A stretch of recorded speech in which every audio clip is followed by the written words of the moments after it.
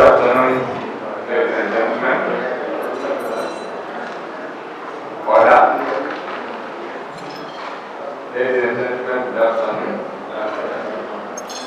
Welcome to this very auspicious occasion. We are running behind on our schedule, and this will mean that we need to make adjustments. Some of our special guests have to be traveling, and therefore we would like to keep it as quick as possible. And with that, I want us to begin our meeting. I will ask the Hadi to kindly lead us in a word of prayer.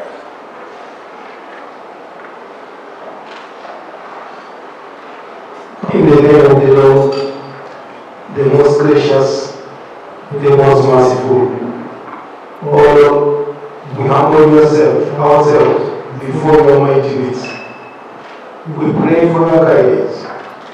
We pray that you be with us throughout this meeting, that you give us the capacity, the understanding, and give us the way that we will be able to do all what pertains to our duties, that you give us all the mercy we will be able to do all what is required of us.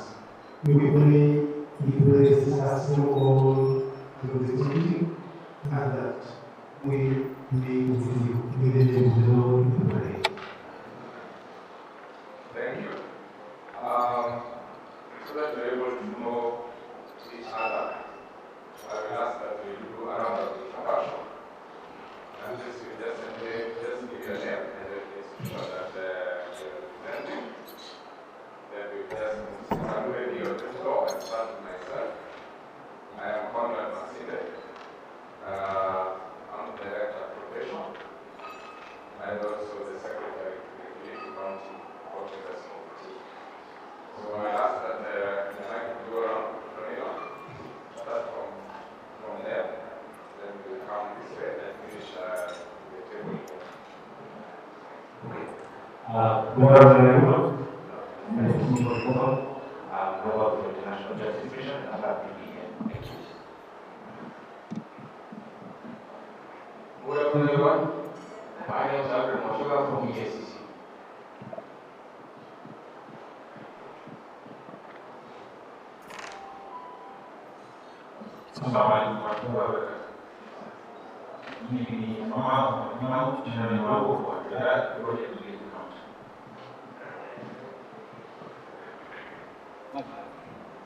Tunalikwana zinatokana Kilifi.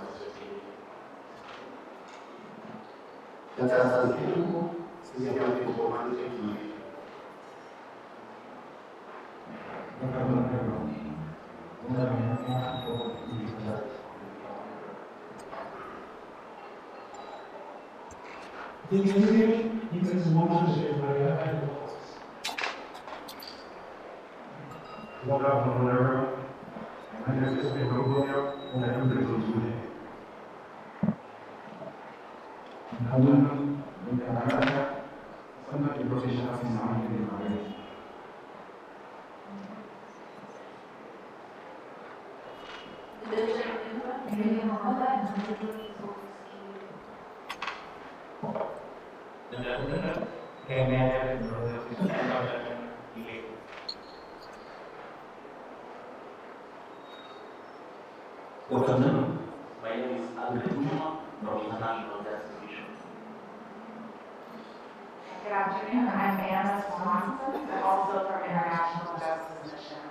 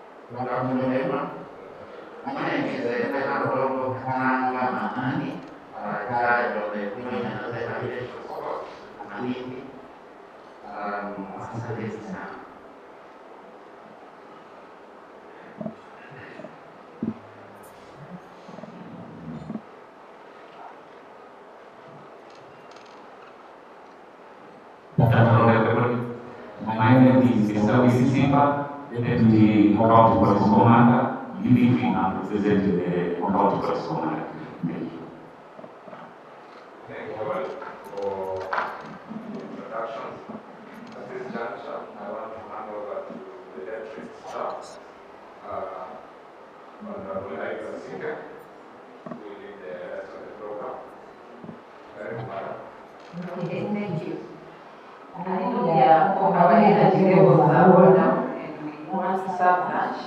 But before we serve lunch, I would just request that the outgoing presiding judge, as he has introduced himself, Justice Ruben Nyamuli, just gives us some few brief remarks, and also invites Justice Manan and Justice William, and thereafter Justice Bibiji, the presiding judge of the High Court, just gives a few remarks, and then we proceed to serve lunch.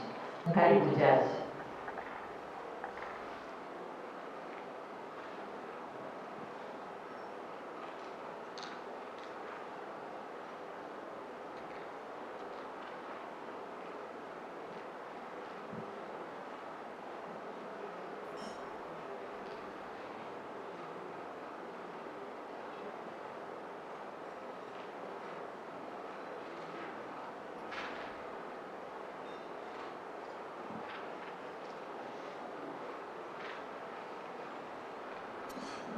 Offences, lusabuni, mwao mapesi yangu kwenu, mgadati kutoka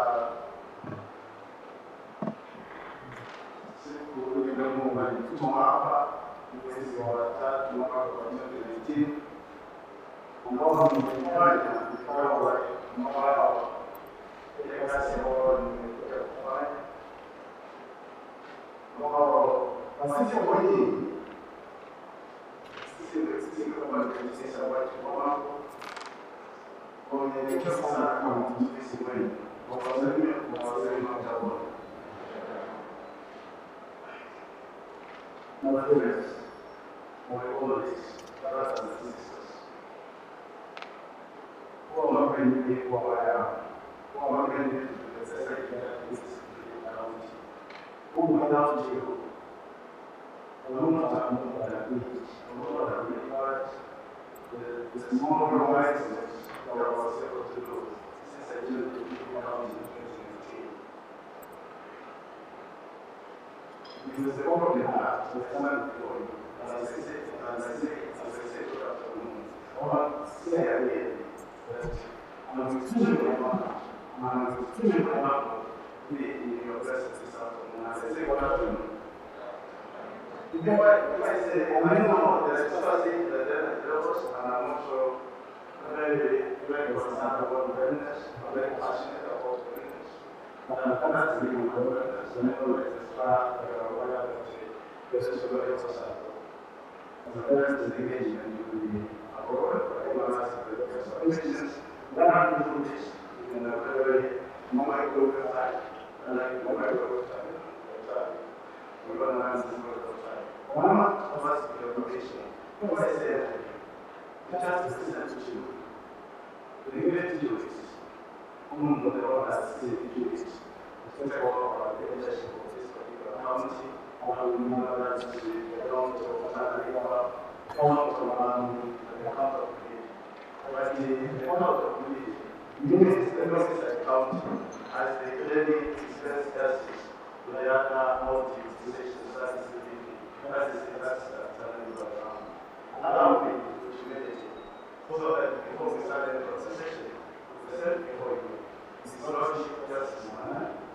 Who is then the very recognized and remember the church is here when we went to see the justice. Yeah, they asked me, I want to share with the secretary what it was justice.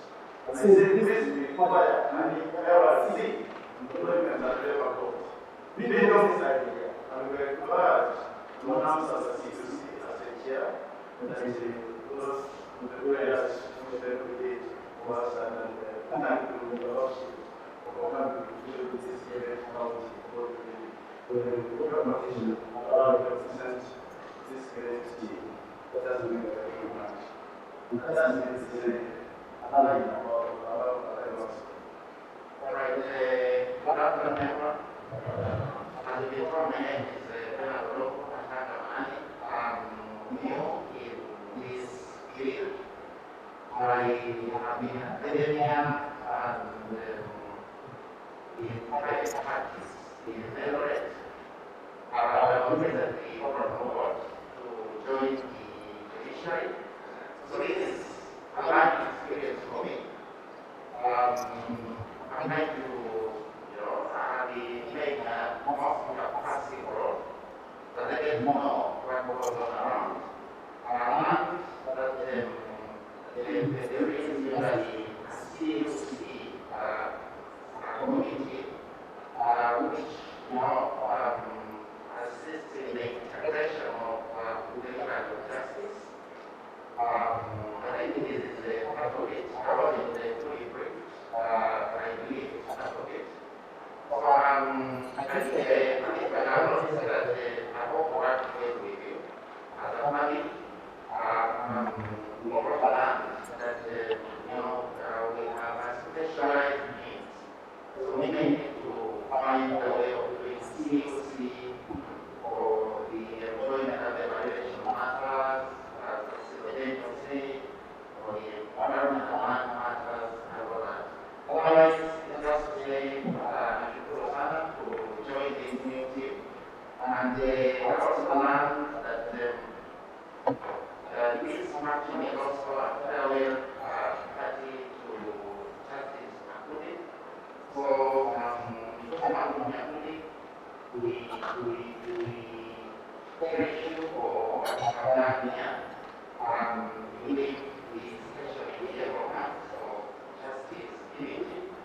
So we wish you well. Thank you so much.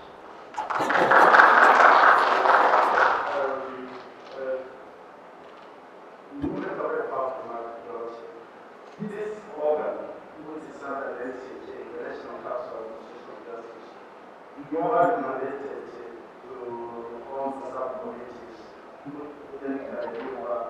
strategic matters, So you can't have even the major organ, which is before you this afternoon, and then have sub-committees to deliver very key mandates for administration of justice.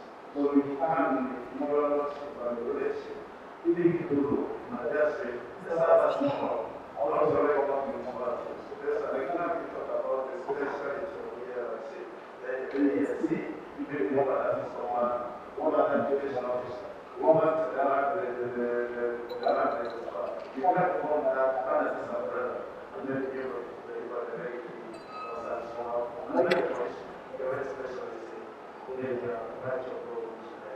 Allow me to be met again, doing before you, my friend, whom I have known for a long time, the justice minister, actually a doctor. So sometimes when you go towards the start here, you go to the doctor, maybe it's a project, what I'm going to do is assistant to the situation, I'm about to be able to see, make a big marks, the position set.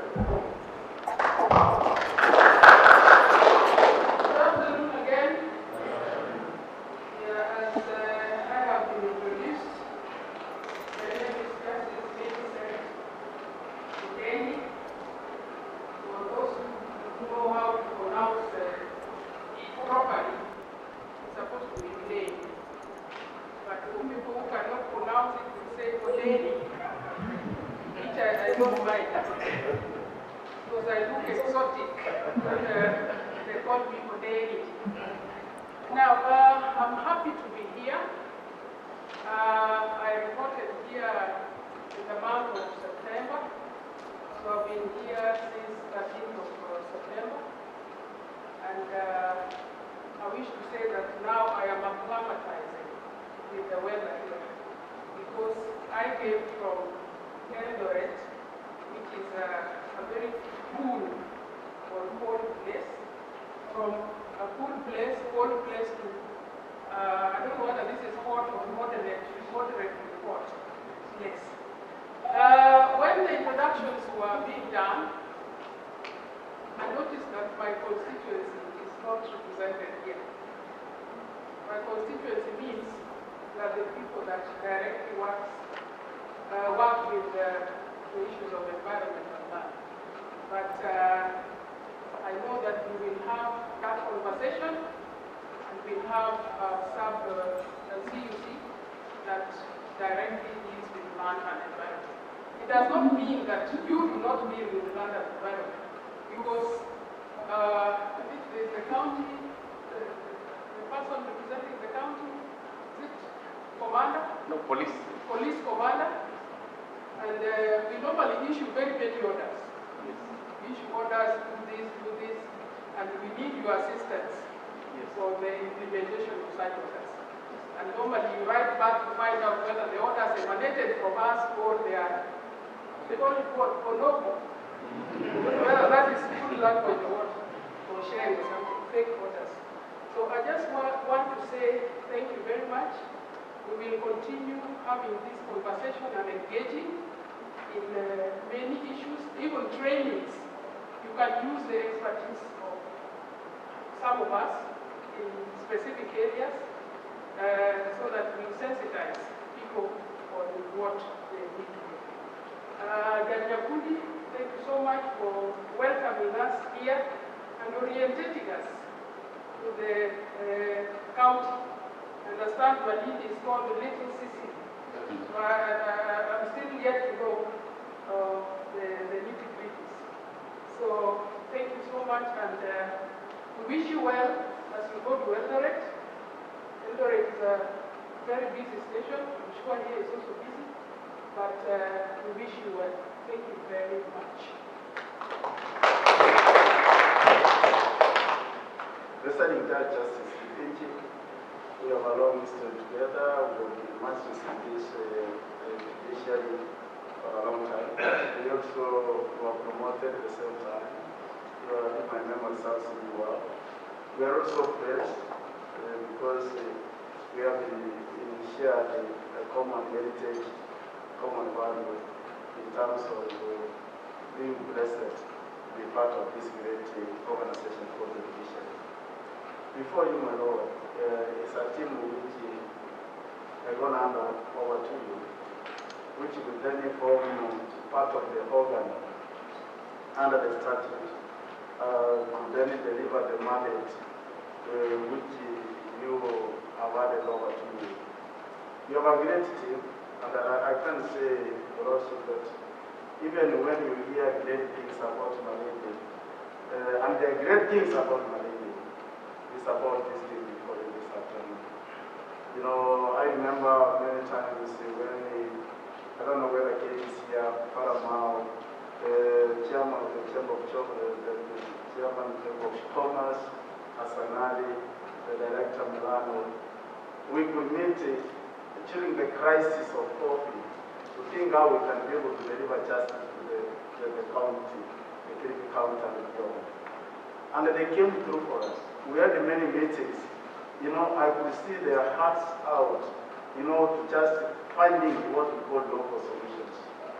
And we launched this Kilifi county, my Lord, when I took over the leadership. Initially, the High Court was siding under the CUC of the station. But when I came in with the assistance of the former chairman, LSK Gishal, we thought it through with our able Secretary General, Director Mashinde. We said we needed an oversight body to then oversee the operations of this particular country. Great men thou I present to you. Great women I present to you. Who in their hearts really want to make sure there is a custom experience in justice delivery in this country. What are some of the struggles, my Lord, which we have not been able to do? I wanted to do that as a research, the icing on the cake next week, is that one of our great concerns is about the building which I've already handed over to you. Just ask yourself a great question. How do people experience service in such a four-floor building with the now justices, four justices, independent high courts, which then will deliver across the board the service? Where is a customer service center? Do we assume, and these are the questions, my Lord, we are asking ourselves, and I want to present to your leadership, your lordships, somebody coming from Ganse, Mtwapa, coming from Tana River, coming from the Gongoni, coming from Mamrui. Do we assume that everybody has a lawyer? Do we assume everybody understands how to navigate the court system? And when we ask ourselves, we challenge ourselves, that court requires a customer service center. And that customer service center then will be the hub where everybody who wants to know what is happening in ERRC. There's a desk. There's a desk for employment, labor employment. There's a desk for the ICO. There's a desk for the magistrate's course. And when you make the entrance to the front office, that's where you see, then we are as clean coming up. We came up with a charter just to explain to the people what are the services and what is the cost. And now there is a new scale, I think, about Mr. Mohammed Salon through. We need then again to ask the CUC to amend that particular charter on the service delivery. Kate, I'm going to call upon you and with the distinction, the chairman who have been working with us through thick and thin. We need to amend that charter because there's a new scale which has been approved by the Chief Justice. But one thing, my Lord, I'm going to ask you as a team leader, and with humility, that court cannot be navigated without a customer service center.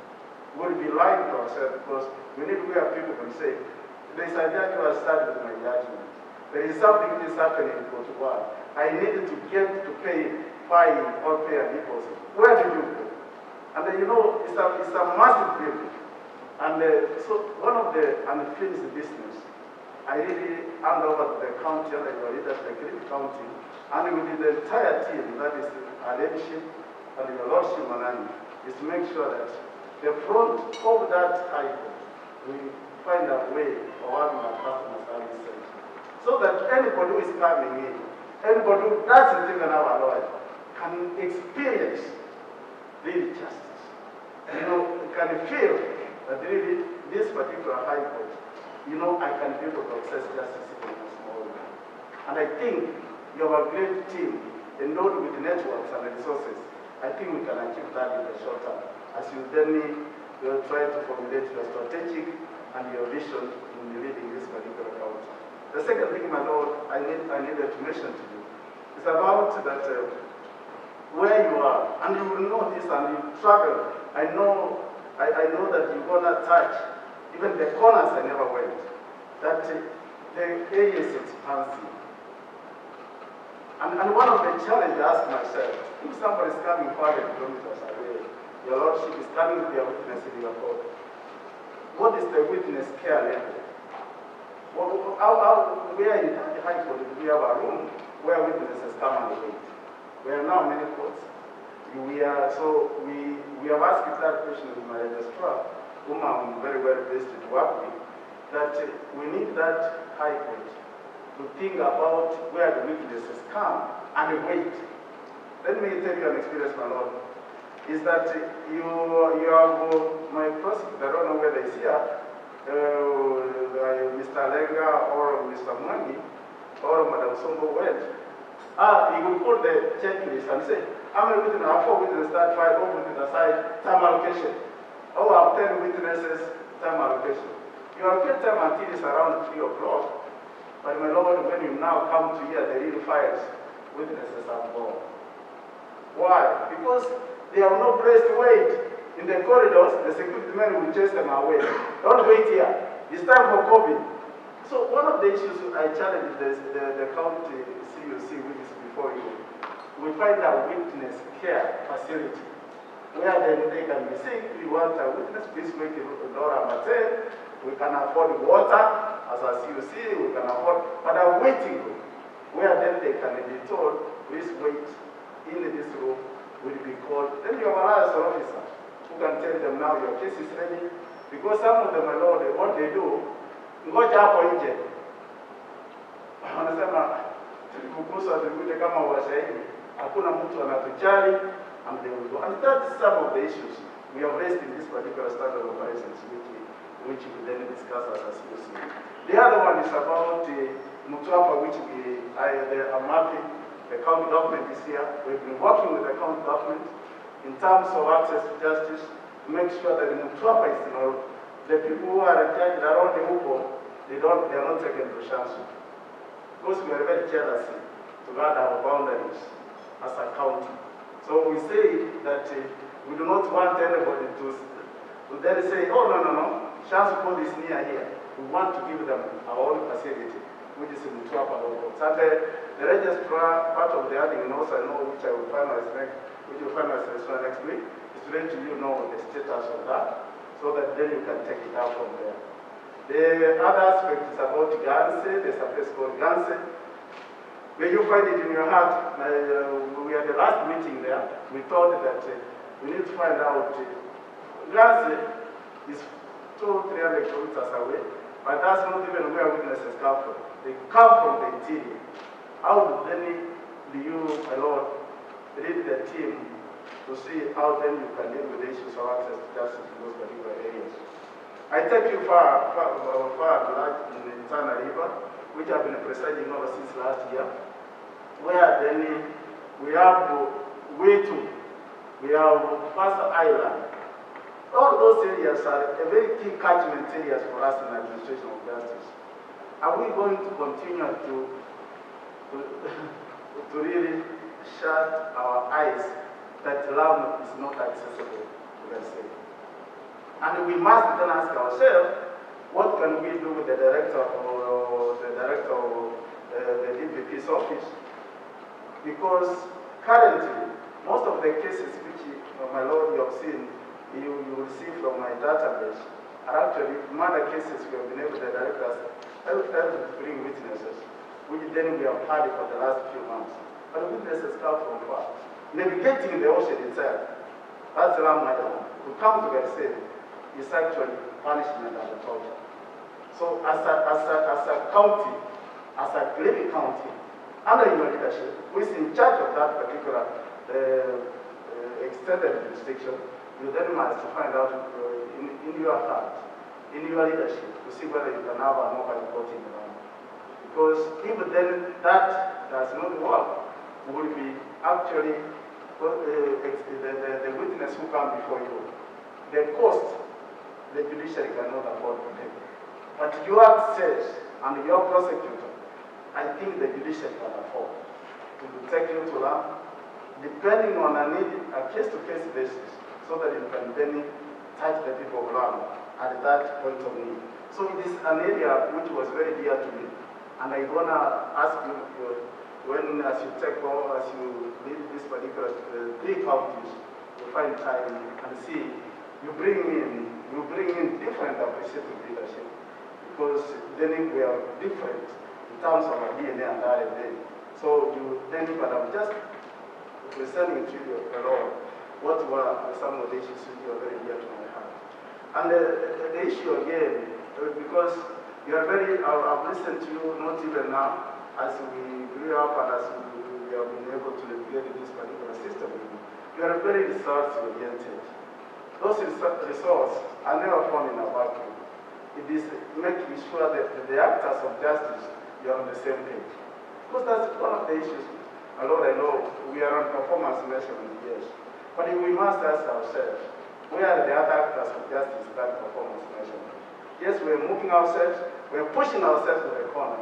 But I mind more on the quality, all the outcome, particularly in the justice delivery. We mind about the quality. The quantum is good, but I think we better go for quality than the quantum, because the quality gives us a more separate outcome. So, my Lord, for me, it's a great pleasure to present to you this team. A team which you work tirelessly. You will find who will sacrifice their resources, who will sacrifice their time to make sure you deliver your mandate.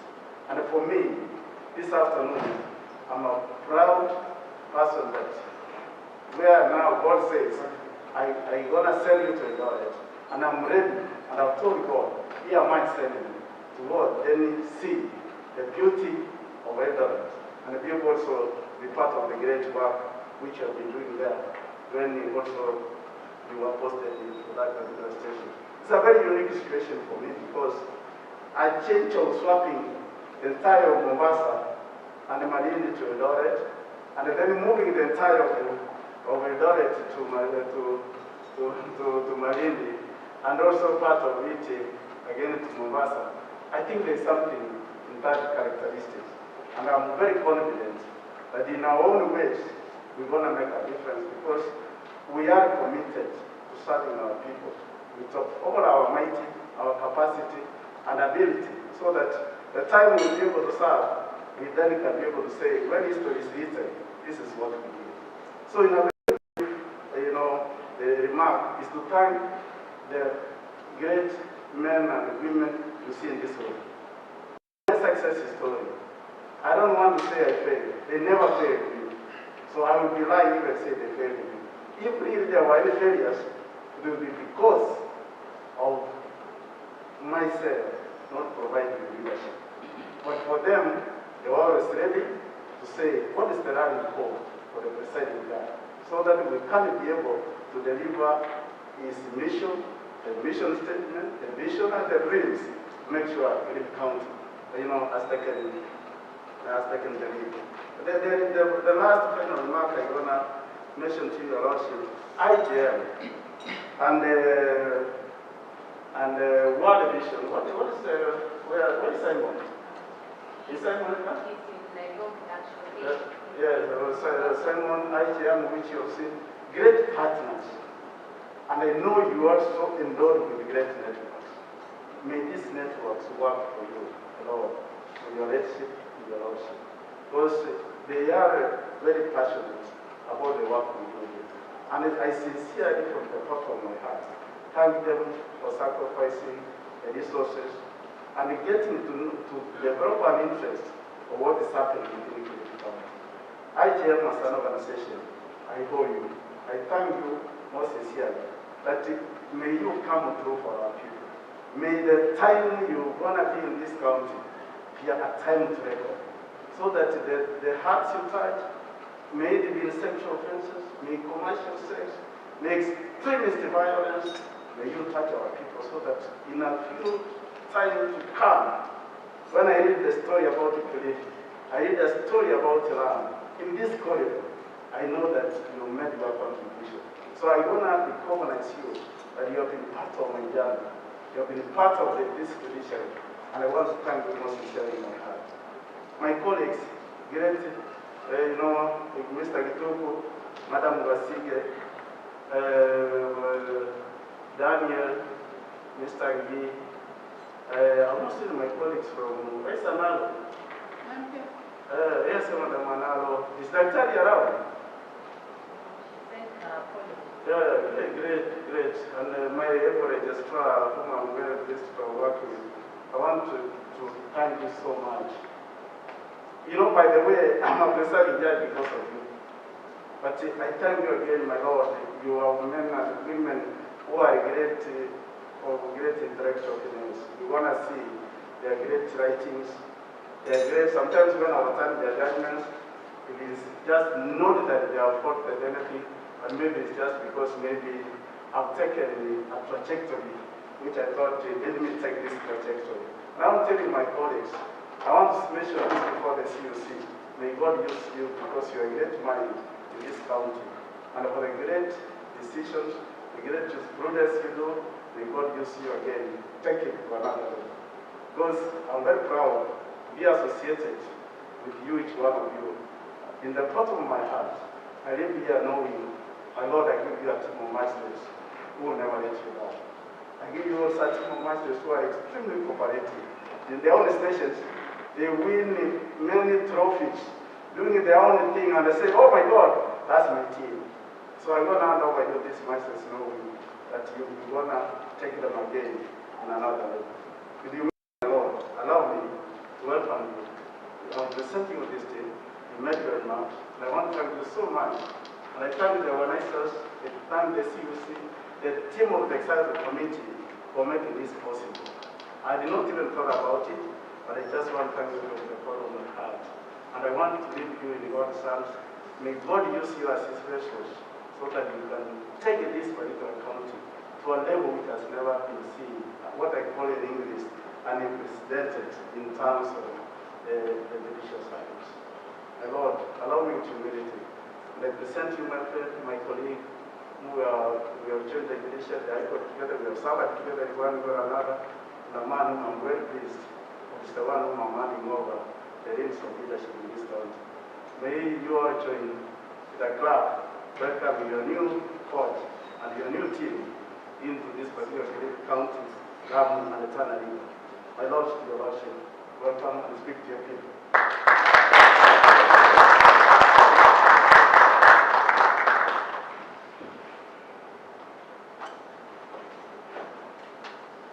Thank you very much, Justice Nyakondi, for the short speech given.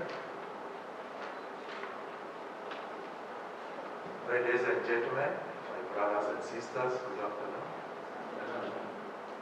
Yes, as you have been informed, my name is Stephen Benji.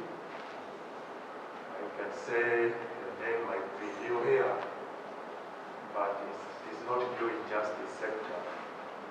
It's only probably that already is quite probably many kilometers from where we were working, from where we had worked before.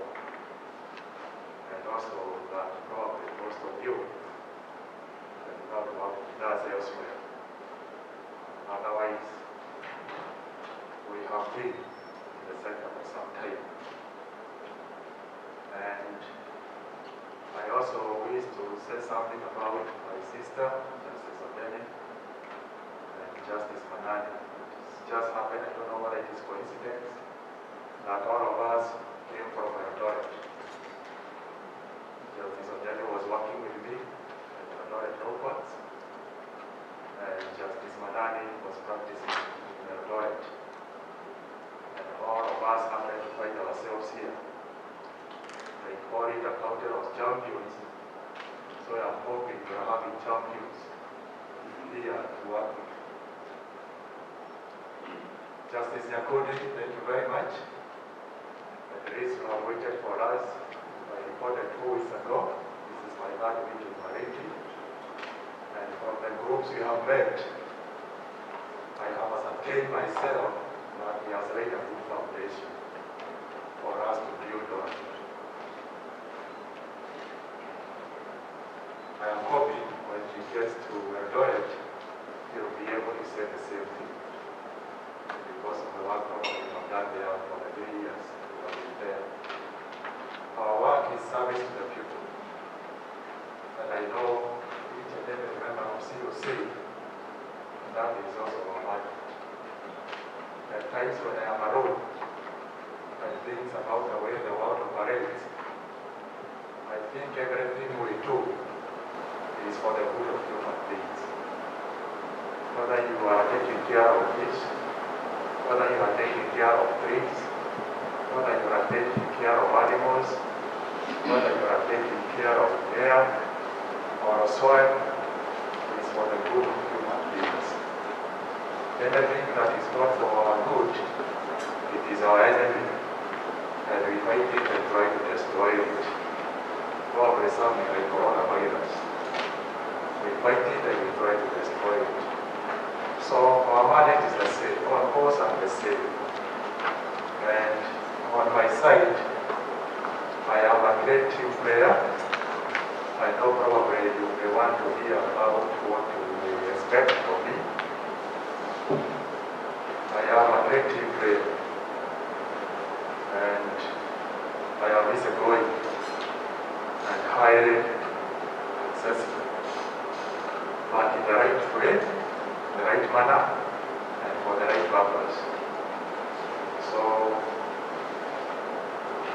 don't come with issues which you know you should not be presenting. That's what I mean. If you know that something is wrong, something is not legal, don't attempt to bring it to me or to us. But when you know that you have a real concern, at any given time, kindly feel free to present it to us. And also will be very open to operate on our open door policy. For CUCs, we have managed before CUCs, and I have also before given talks on internal management of CUCs. So I believe we shall be able to work together. We shall set our goals for what we may wish to achieve for these stations and other stations which are on our watch for a period of 3 years.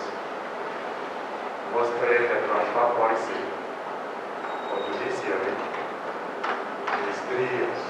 You may exceed a few months or 1 year, but you can hardly get to the 5th year. So if I have a dream for this station or this region, I must set it within 3 years. I like facing the reality and working with statistics. So every time you present something and you say we have this problem, I will tell you present statistics. You want to see the magnitude of that problem. Then we shall give our targets within a given time limit or time range. So every time we shall be having a meeting, we shall be asking ourselves, what have we been able to achieve on this? What is the progress on this issue? To give an example, I know of many CUCs who probably discuss about the street children. And every time you come, you look at once the issue of street children. For me, I go down to tell you, break it to each child, street child. Come with the names, come with the ages, come with the challenges for each. Just try to resolve the problem of each and every child. Because they are not all at the same level. this one is sick, this one doesn't have parents, this one needs schooling, this one needs a job, so that we can tackle them individually. So that's the kind of an approach we shall have. Statistics and results and timelines. The other issue I was supposed to be about, I am also a strict timekeeper.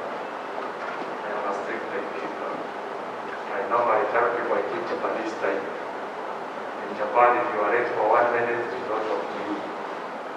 So kindly let us try to keep time. If we say at 1, let us meet at 1. If we say at 8, let us forget about African time. Going forward, let us forget about African time. If you don't keep time, you punish the person who kept time. Because if I come at 8 and I wait for you for 1 hour, probably I will have been in my office doing something.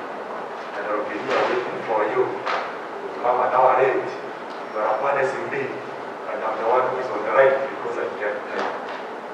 So finally, if we need to achieve in future, let us keep time. We shall be able to build one another. We shall be able to build our sectors. So you see, it's about all of us. If one sector fails, all of us fails. If profession doesn't perform, all of us will not perform. If judiciary does not perform, the police will not perform, or does not perform. The same with profession, all of us. So we must strengthen each and every one of us, each and every sector, in CUC. If our performances are to get to another level. And this is the only way our people of this region can be able to taste real justice or taste what I will call undeniable justice. If we don't do so, we shall be failing.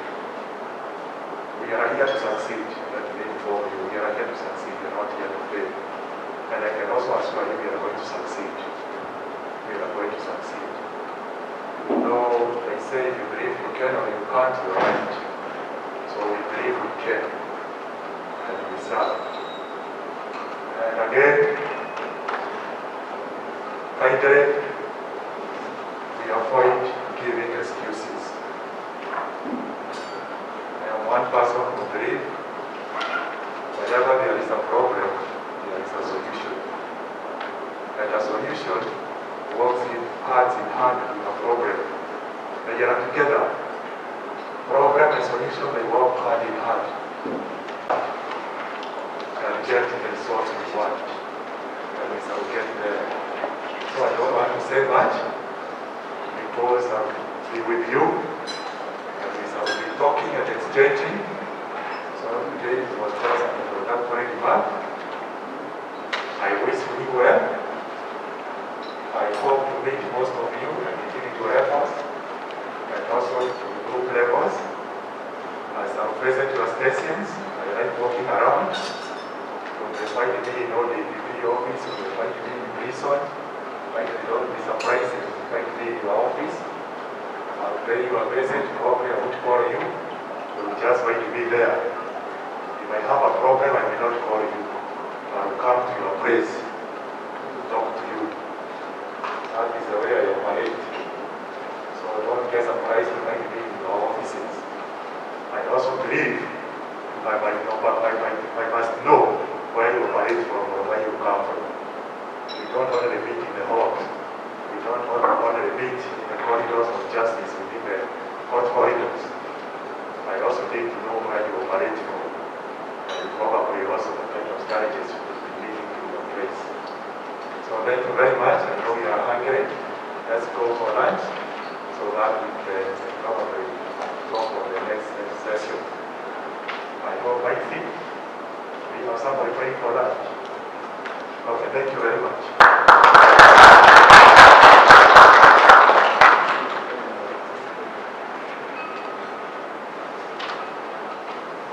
Okay, thank you, Honorable Presiding Judge.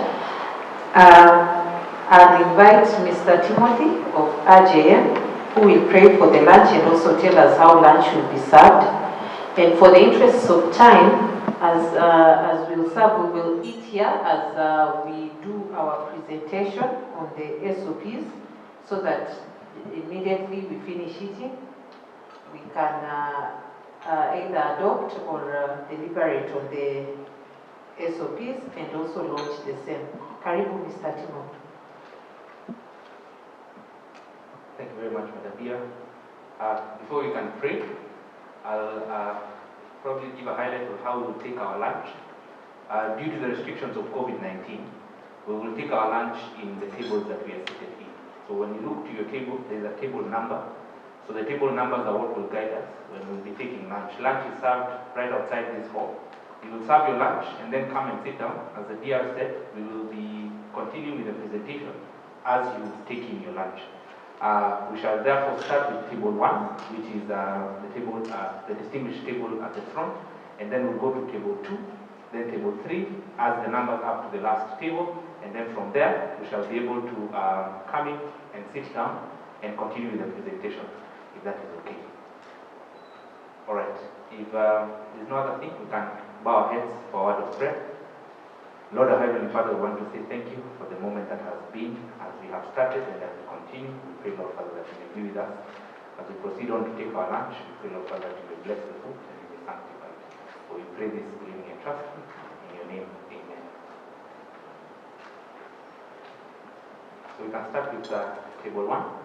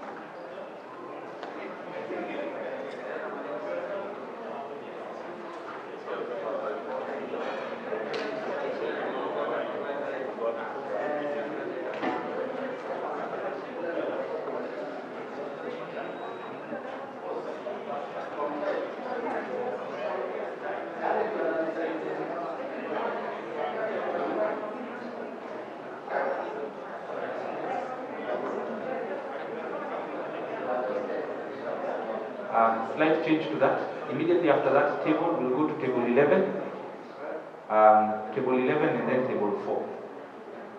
Immediately after that.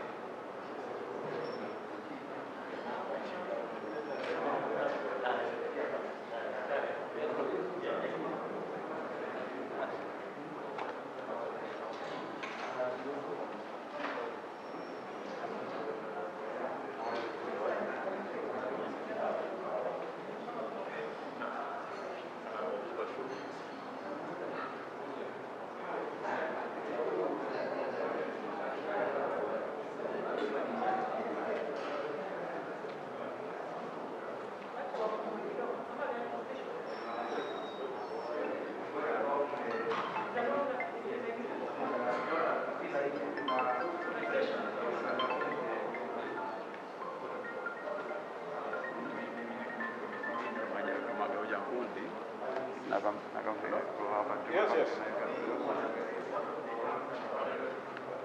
And then, Nini?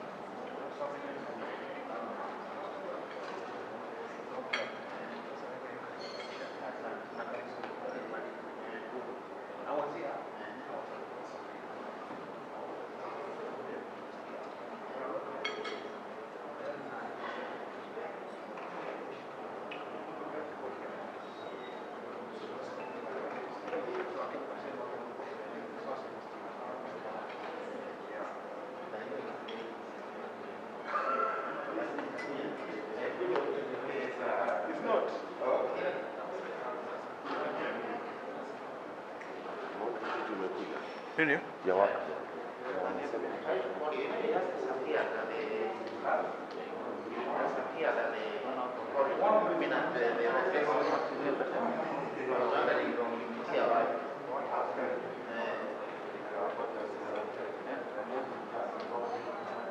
Oh, you are still in this Nairobi, sir? Yes. I didn't notice.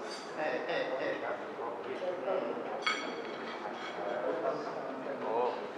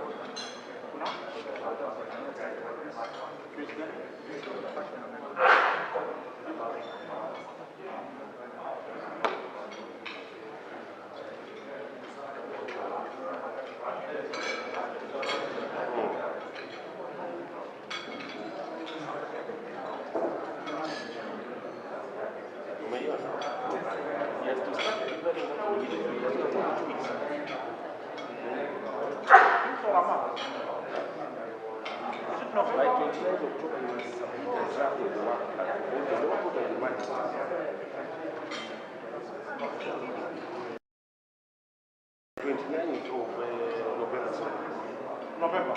Yes.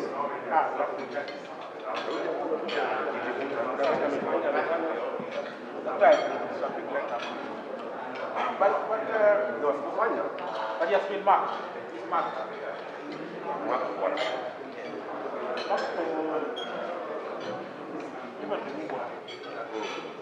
Hello? Hello? Hey.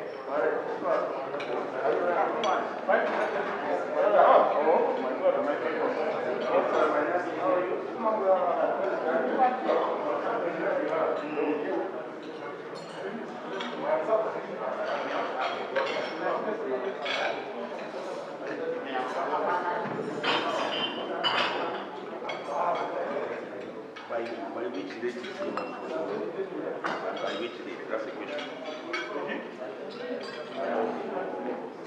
Today.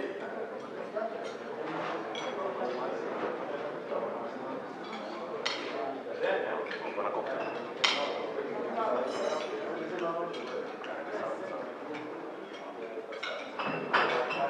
Tell me, I'm listening.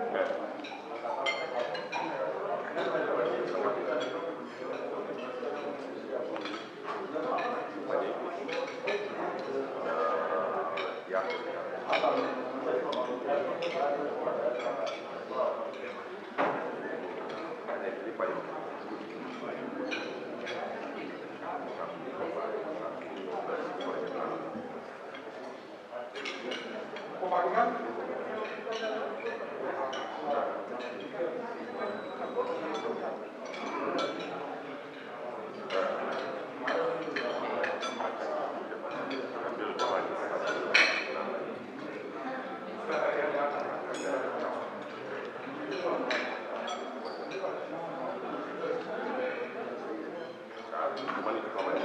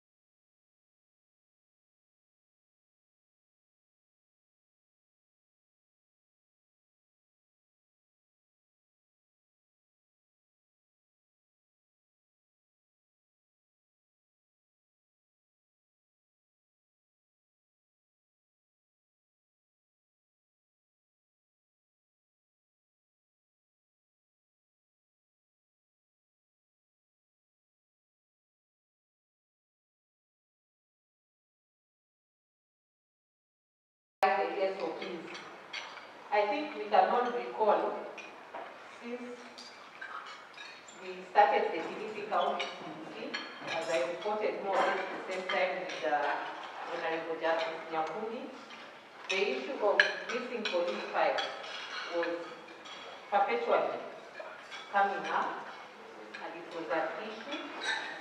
The issue of witnesses, and witnesses not being bonded, witnesses not coming to court, lack of expert witnesses and all that. And every time the issue would come up, we all appreciate that it used to be finger pointing until there was a resolution of liaison persons between the agencies, especially the ODPP and the police and all that. And that was part of the background to the SOPs. So having had that conversation for quite some time, it was imperative that we have a meeting with investigators and all the core agencies in prosecution of cases. And through the leadership of Justice Kilifi, we all remember that on 28 June 2021, we had a roundtable meeting, discussion at the Ocean Beach Resort here in Manili. And as you can all remember, we had the magistrates, representatives from the heads of station from all courts in Kilifi County. That is from Mariakani Law Courts, Kilifi Law Courts, Kaloleni Law Courts, and the Manili Law Courts. We also had representatives of all the prosecutors in Kilifi County, and even the regional coordinator, Brenda, together with the Kilifi County head of prosecution. We had 48 investigating officers from the National Police Service, and also investigators from the DCIO's office, and also the sub-county DCIO present, and OCSs and their commanders, the OCSs, sub-county police commanders. They were all present, and we had about 62 police officers. We also had representation from the sub-county director of health, and the prison services were there. And that is when we really had a discussion, a deep discussion on what are the challenges, what can we do. And in that round table discussion, all the members present had one vision in mind, and that was the effective and efficient prosecution and dispensation of criminal cases, especially sexual offences which are prevalent in Kilifi County. We all agreed, even the LSK I think was presented in that meeting. Yeah. Yes, the LSK was there. And we all agreed that there is really need in Kilifi County to ensure that we have effective and efficient prosecution of cases.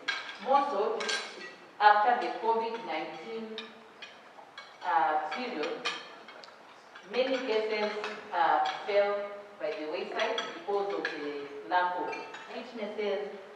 The health officers were held up in the hospitals to come and give evidence and all that. So with that vision in mind, we all agreed that these were the core challenges. And there have been core challenges in Kilifi County, and they are not unique, I think, in Kilifi County. The issue of lack of witnesses. What came out was that I think most of the agencies were frustrated that, especially in sexual offences cases and murder cases, there's like this vow of silence, where you will never get a witness come forward to give evidence. They will just say, we don't know. I don't know what happened, even if they were all there in witness what was happening. also in sexual offences, what came out was that after the accused has been brought to court, families sometimes decide, because of stigma and taboo, they will take away even the complainant and even the other witnesses. They'll be taken somewhere else.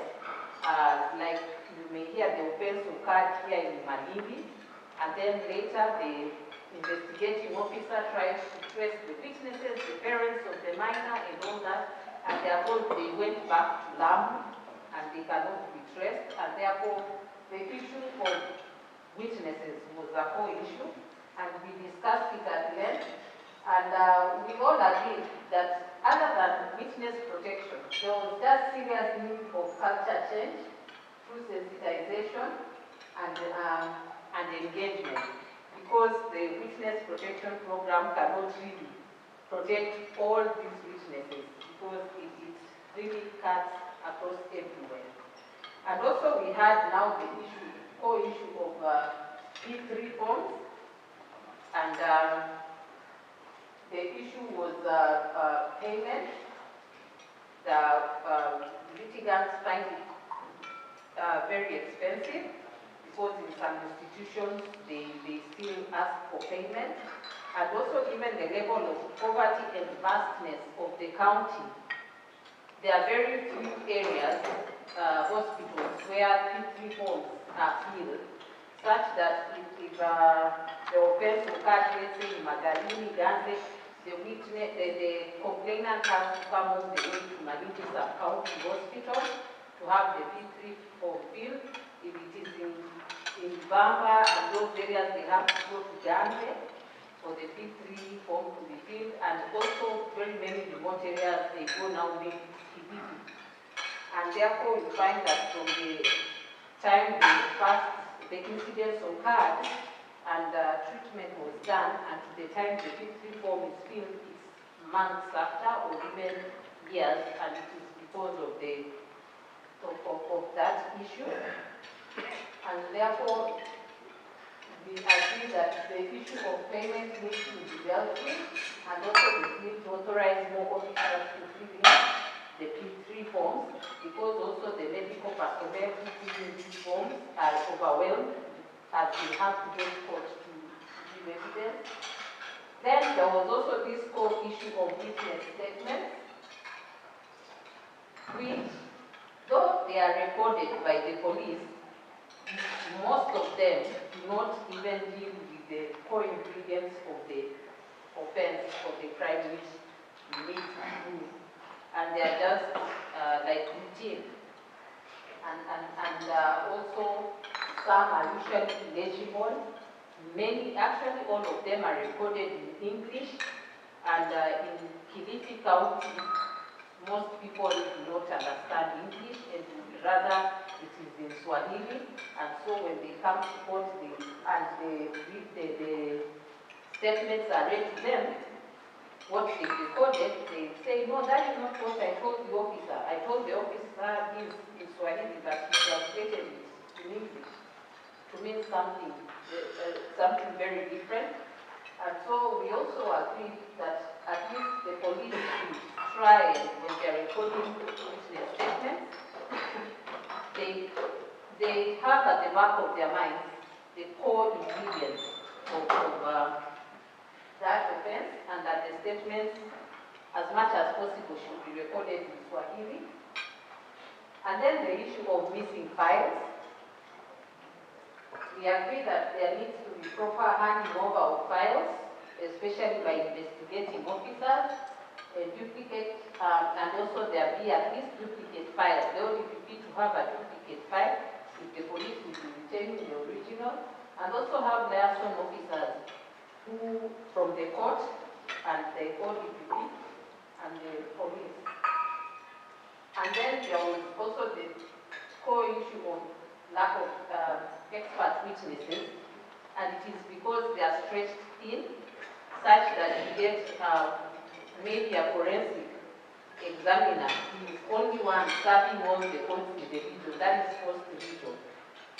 So the day he come to your court, if he misses all the matters have to go to another week, and we all appreciate that our courts there is usually stretched, and therefore that was an issue, and we say that there needs to be also special hearings to be conducted when expert witnesses will not be available, or if they are going on transfer, the court is told in that sense, and during the trial, the court is told that we will need a forensic examiner, we will need a doctor, we will need these experts, and this is the time that these experts will be available, and so that pre-trial is very important. So many issues were discussed, but those were the really core issues. And then why did we now focus on sexual offences? This is just Madini Locos case law, because we had that in June. So this was the data we were working with in May. In total, we had 152,000 cases, active cases. And whereas defilement and rape seems like just a small bit, but they actually form 288 cases of that 1,500 cases, which is about 20%. And the remaining 80%, it is all other cases. So it seems like it is very small, but it is not small, because all the other cases fall under the other. And this is, and when we go to courts like Kilifi and maybe Kaloleni, Madam Joki, how is your sexual offences case law? Sorry, it actually forms half of the criminal case. Yeah, we've had Kaloleni sexual offences at half. Kilifi. Roughly the same percentage. Half. Madam. The same.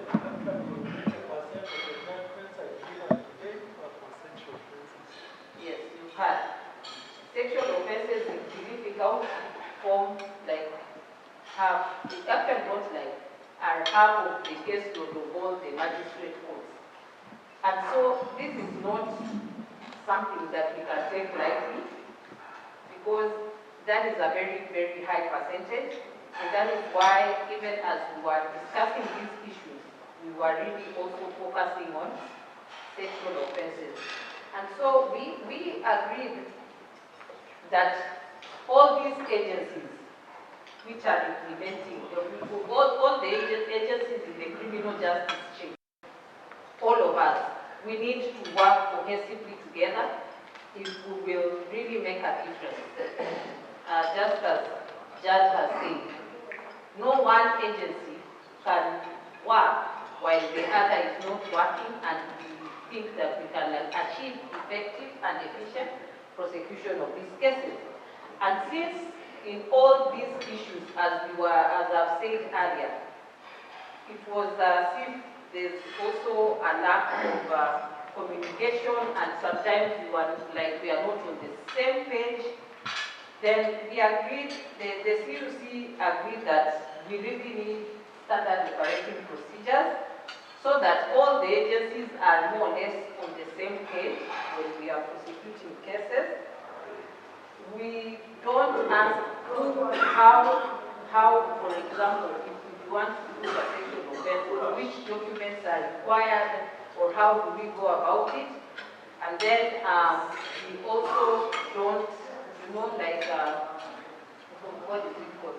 Say, like when we are having the issue of the missing police files, the reasons were the ODPP, when they go to court, they go to check on the file when the matter is coming up next, or the investigators did not hand over and all that, so that we can all know what we are supposed to do, and so that anyone who comes can understand, read and understand the procedures of at least what needs to be done. So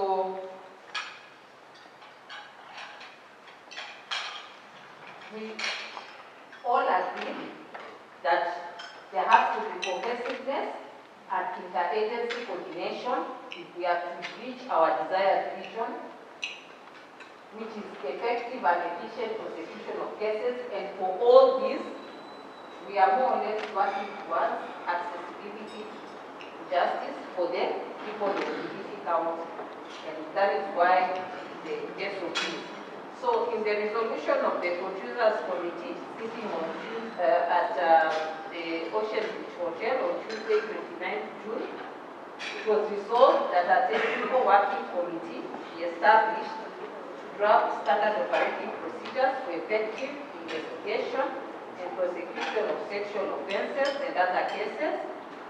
And then on 13th September 2021, the Honorable Presiding Judge, then Justice Nyakuri, appointed members of the Technical Working Committee, and it was established, and it comprises of 15 members from different agencies who worked towards developing a working document. That is the SOP. And the working committee also had also like what calendar of activities, what needs to be done. They mapped out the scope and purpose, which the CUC had already given us the purpose, and then the CUC had also given us the audience and who are to use it. So we discussed the format, and that is the document we all have on our table. What needs to go in there, the layout and all that. And so we have a working document which we are hoping the CUC will adopt. And we are hoping that it will be used as a working document, that is, it should be tested and then reviewed and adjusted maybe in 3 months' time.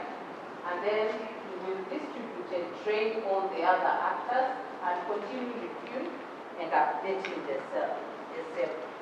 And that is the background to how the SOPs came to be developed. I invite Mr. Masinde to just give us an overview of the SOPs.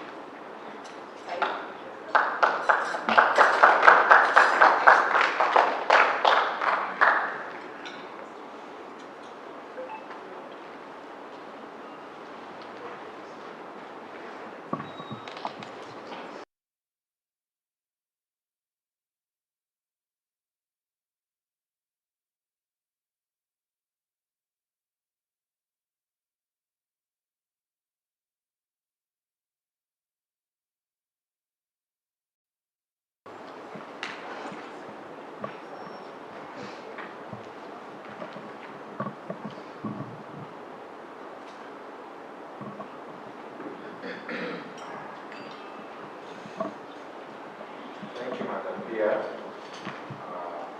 for that background and overview. And also, I'll be joined here with my brother Tim from IJM. We'll be jointly presenting the slides. Before we continue, I want to first acknowledge, especially to Madam Great Justice. This is from the land minister. She was supposed to be here. But she had been on leave just to come together. I think she forgot. She was calling me and saying, I don't know how it is this.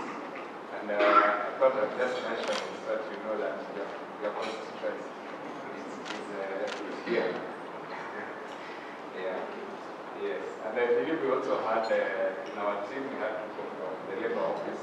So, my Lord, I think just that they're not here today, but they were represented. I know going forward, we must bring them forward. So, Madam Chair, I think you've done an exhaustive job.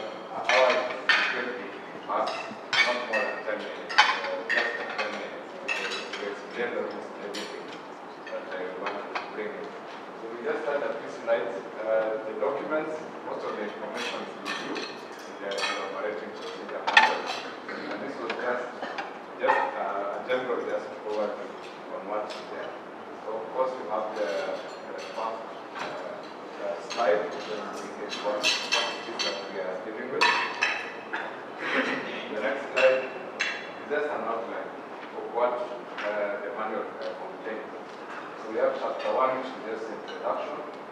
Then we go to the inception of cases, the pre-trial, judgment, and post-trial, and then the elections, which is just basically the process of prosecuting, meaning criminal matter, especially now of the sexual offences. So, chapter 1 is going to be covering the background, which Madam has already gone through, the purpose, the outline, target audience, and guiding principles, which we shall not need to repeat. But when you look behind there, you can see some photos. And this was the roundtable meeting that Madam Dear was alluding to. And I can see several of our friends here. I can see the members down here. Myself speaking there. But this was the roundtable meeting that she was talking about. So we have the second chapter, which has 3 key areas of highlight. The first one being the reporting and referral system.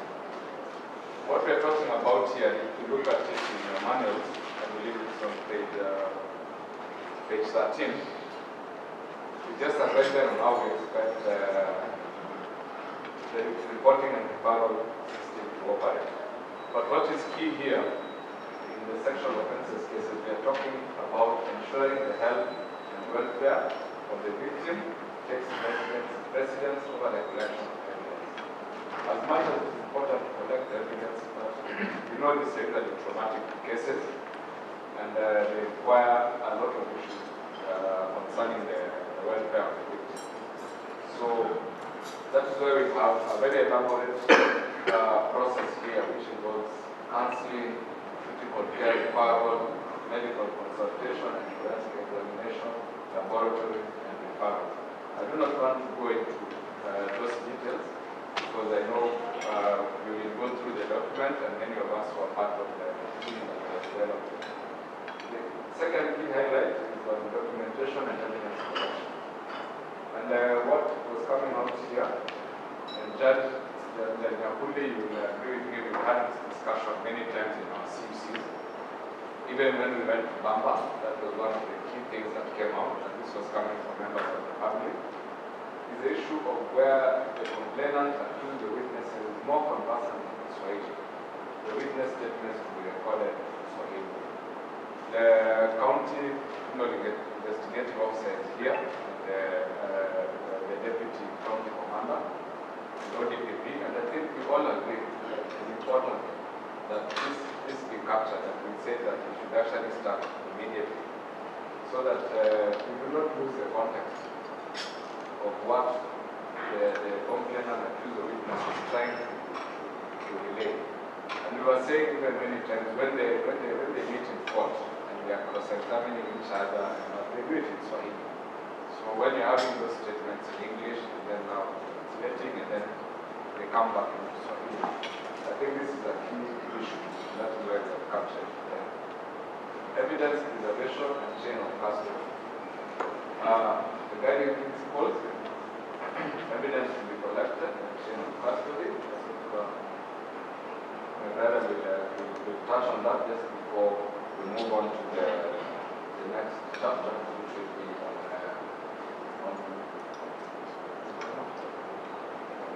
the pre-trial devastating. Thank you. Okay, thank you very much, Mr. Masinde.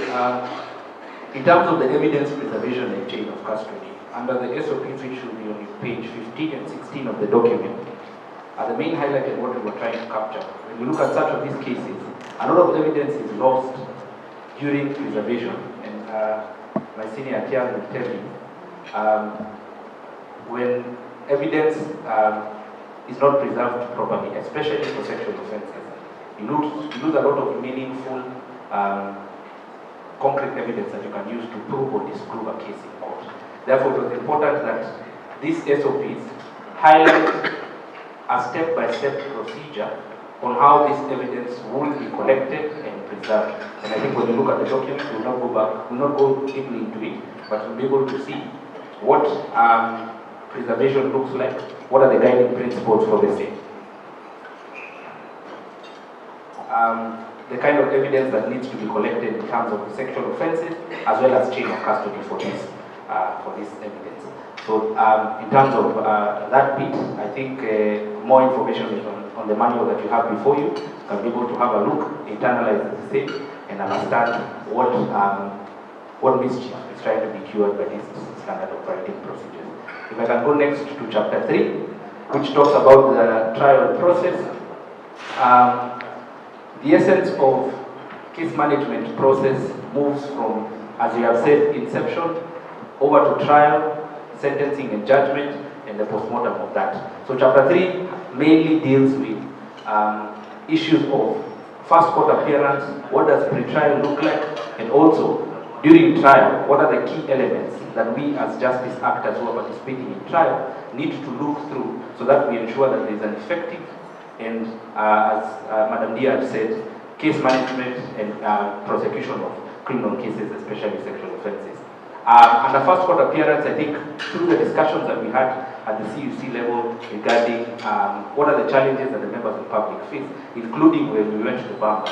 Most of the issues, and when you read through the standard operating procedure, you will find that a lot of the litigants who come to our courts are either pro se litigants or litigants who do not have the ability to pay for a lawyer. Therefore, it is very important in the instances where a pro bono advocate is required to be assigned to either the accused person or any.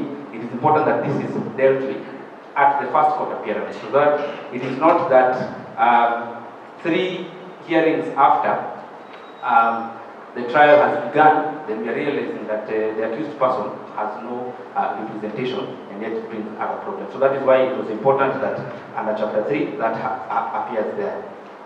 During pre-trial, there are several items that need to be dispensed of with at pre-trial stage. And when we look and we go through the annexures, we have come up with a pre-trial checklist that enables both the litigants as well as the court to be able to understand where are we in terms of this case. So that, as we can say, this issue of adjournment of cases, that every time we are coming, we are looking at very huge numbers. And remember, during the roundtable discussion at Ocean Beach, and the DR gave us statistics on adjournment of cases, especially during COVID-19 pandemic.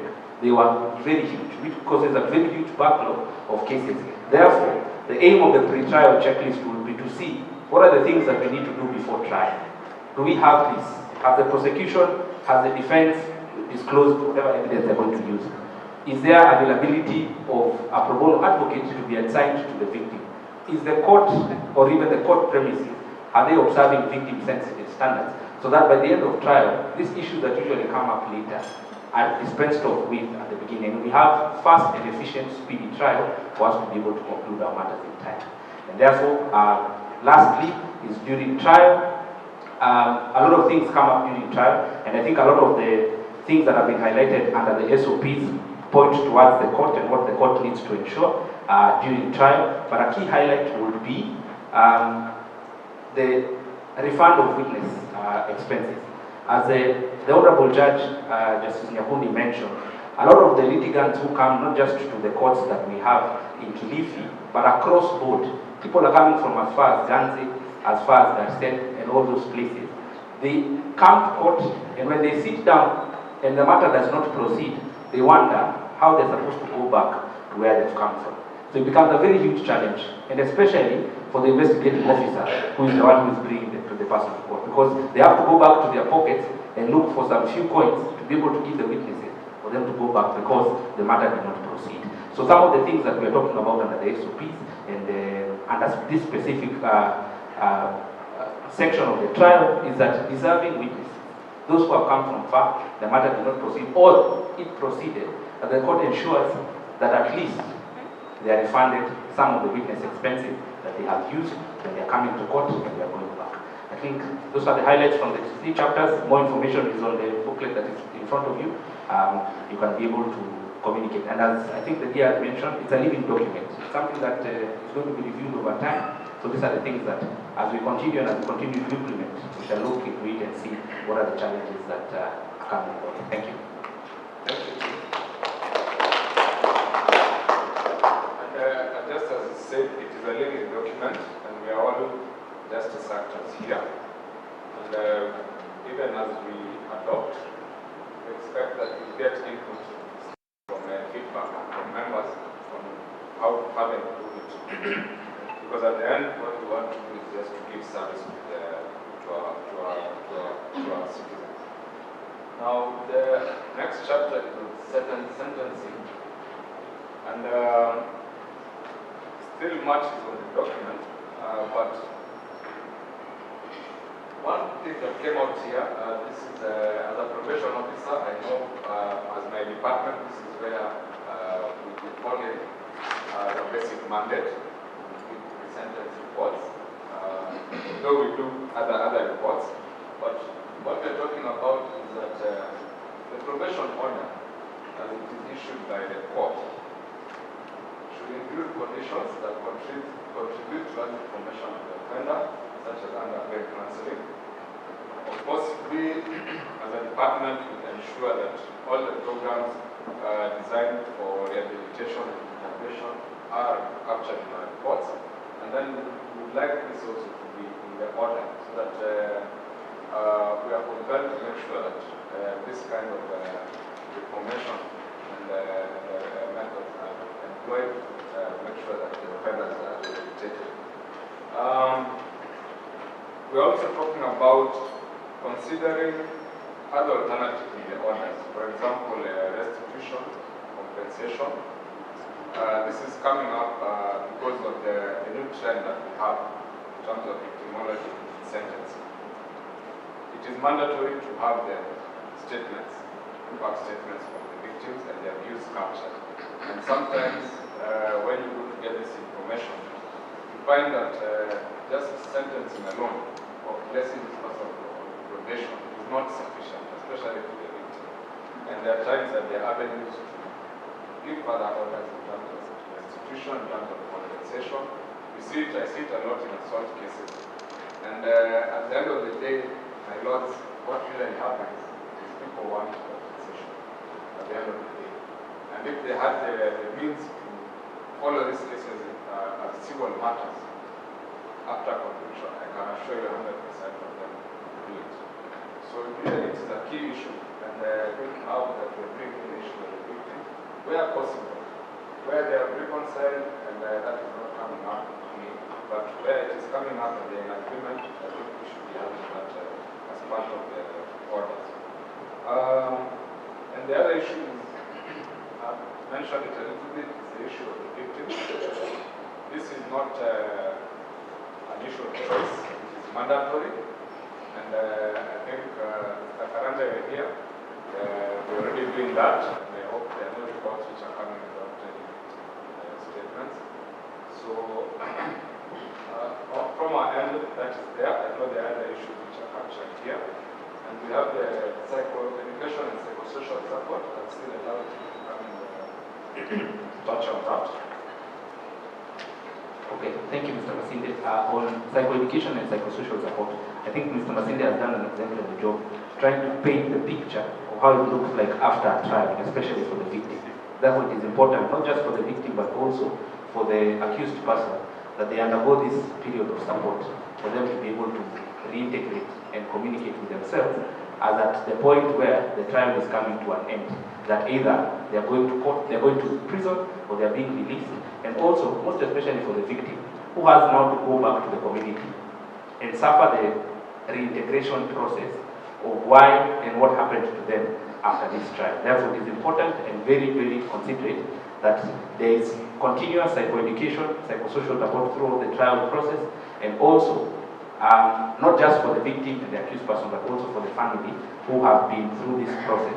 As you can see, especially in this area around, where people bring their families to court, and there are so many, find courts are very full during hearings because the family wants to come and hear or rather support their own when the matter is going on court. So it's very important that these things go about. And I think immediately after that in the document you will see also the survivor community integration process and what it will entail, ideally, that the survivor is able to go back to the community and continue living life even after the ordeal has occurred. And I think, ladies and gentlemen, if you look at page 25 and what it's talking about, there's a lot of work here to be done. And this cannot be achieved without the support of all members of the CUC. If you look at it, there's work for each and every one of us to be able to contribute. We're talking about survival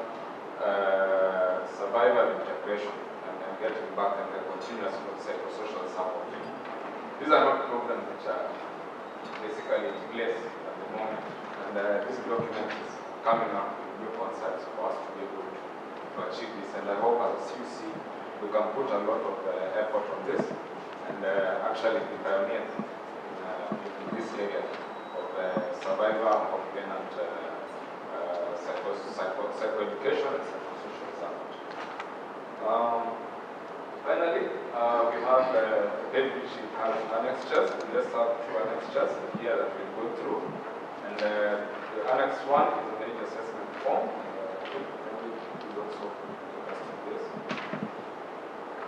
Thank you very much, Mr. Masinde. I was part of the team during the technical working committee that worked on this document. And allow me to thank Dr. Ibrahim.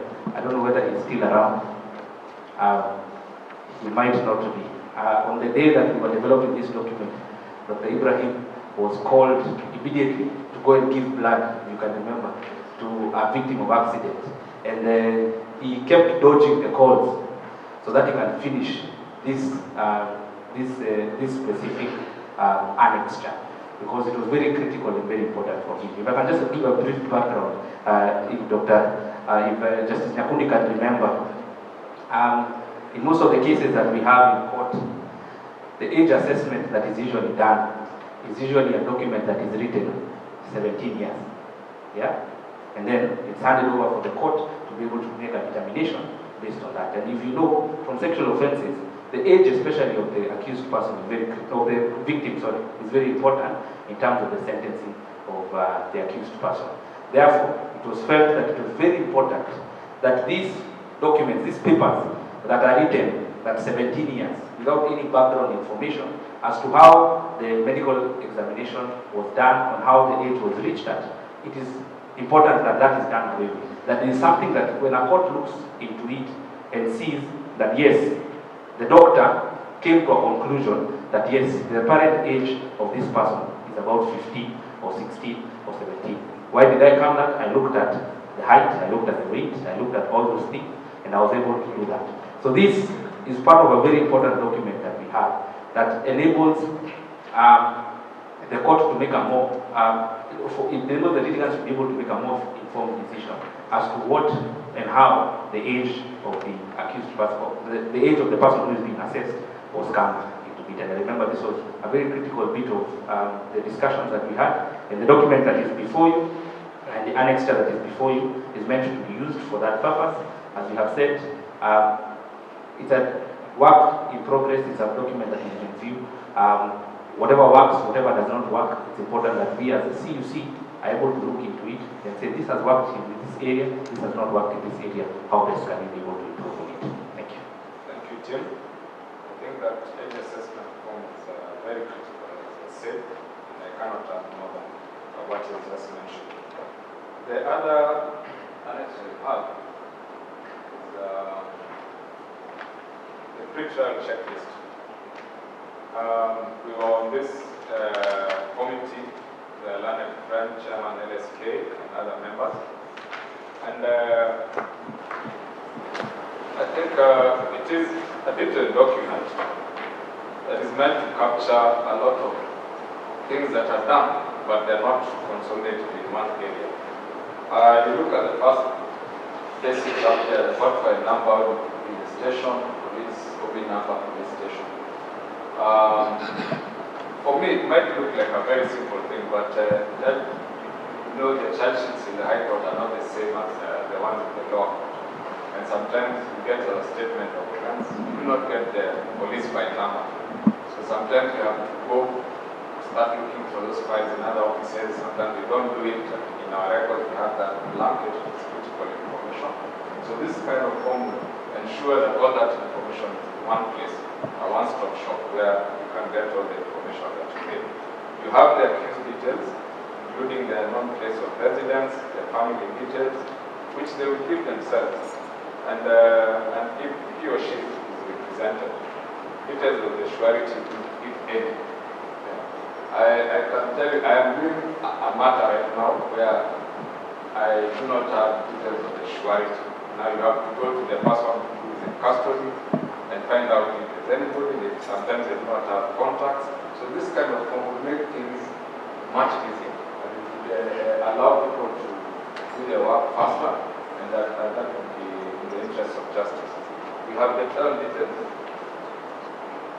which, as you can see, these are just the basics which are there. The parties, if plea was taken or not. So basically, we're just talking about issues that come up in the pre-trial stage, but we want them documented in a document where everybody can just come and go through. Here we have the witnesses. This will be between the ODPP and the councils, where all that can be put, and the time allocation that the judge talked about.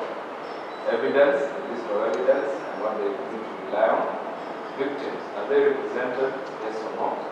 Has the prevailed report been done? So these are just checklists on confirming. By the time you get into trial, have all these things been done. And I think with that was the end of our presentation. So, Madam Dear.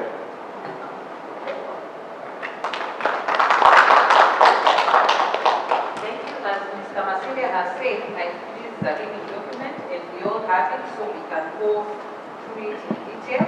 And therefore, I think what he has left me to do, which is part of his job as Secretary General, is to ask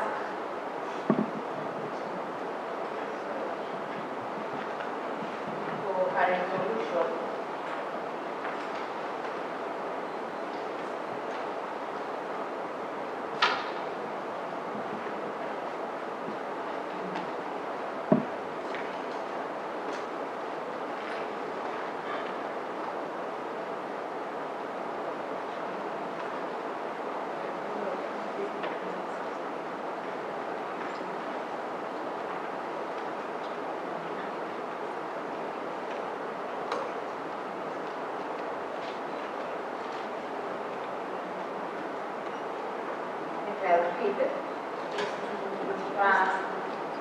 a motion, and it is proposed that the Kilifi County CUC adopts the standard operating procedures for prosecution of sexual offences as a working document. It is also proposed that the stakeholders and users implement the SOPs and give feedback to the Secretariat at least within 3 months from today's date, and that the SOPs as adopted be reviewed and or be confirmed by the CUC in the next quarter's meeting. That is the third quarter's meeting. Those are the proposals, the CUC members. So,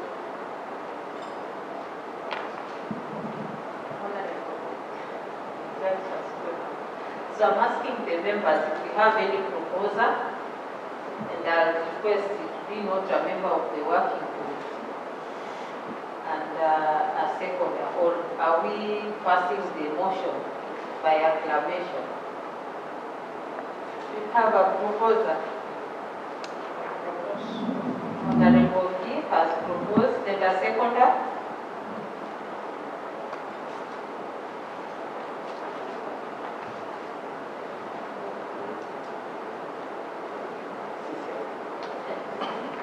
CIO has seconded. So the 3 motions have been passed, and therefore we will go back to the documents and try and implement them and give feedback to the Secretariat through Mr. Masinde, so that in the next 3 months the document can be reviewed.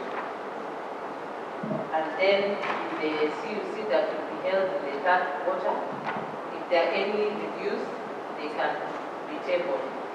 And that is all. I now pass back the program to Mr. Masudi. Thank you.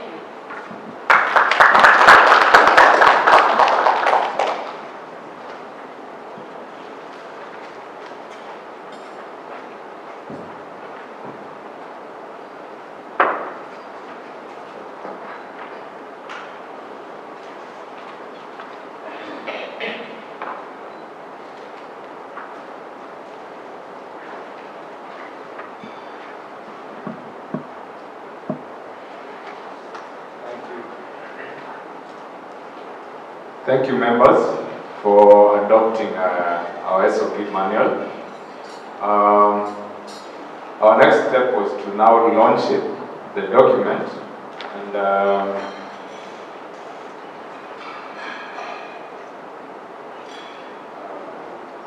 I'm just trying to find out where Honorable Justice Nyakundi is so that he can be joined with the other judges and the members. Welcome, sir.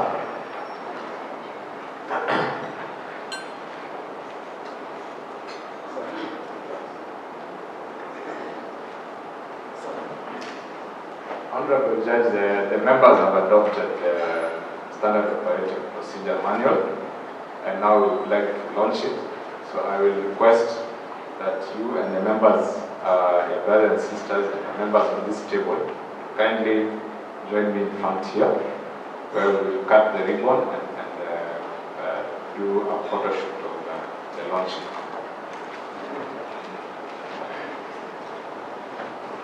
My lords, I think where's the Director General?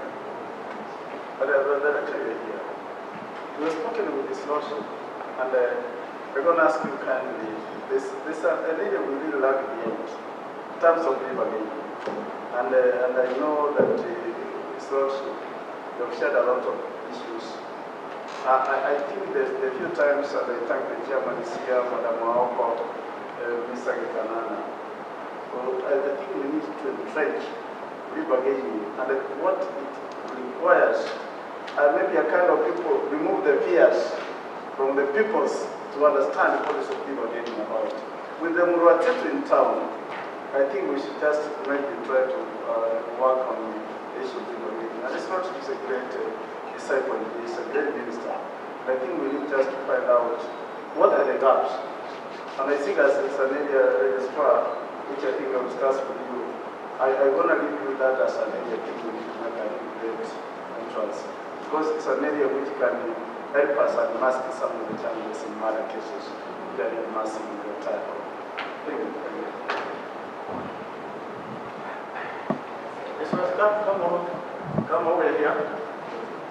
Come over here, we are led by this.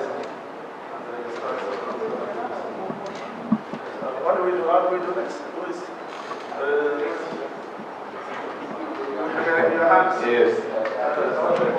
Just make that my instrument. Thank you. Get the Madam, just kindly just check. How do we do it? Yeah. She allows us to move the mask. I'm not sure God is here. It's with us. So that it's going to go. Yeah.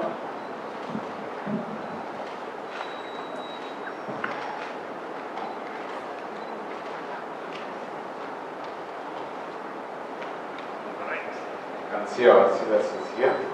So I'll ask We're gonna please together.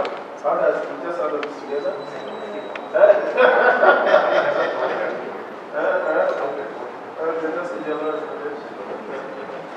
So where does it go?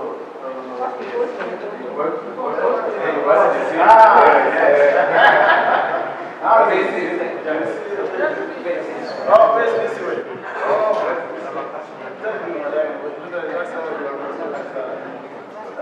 Like this.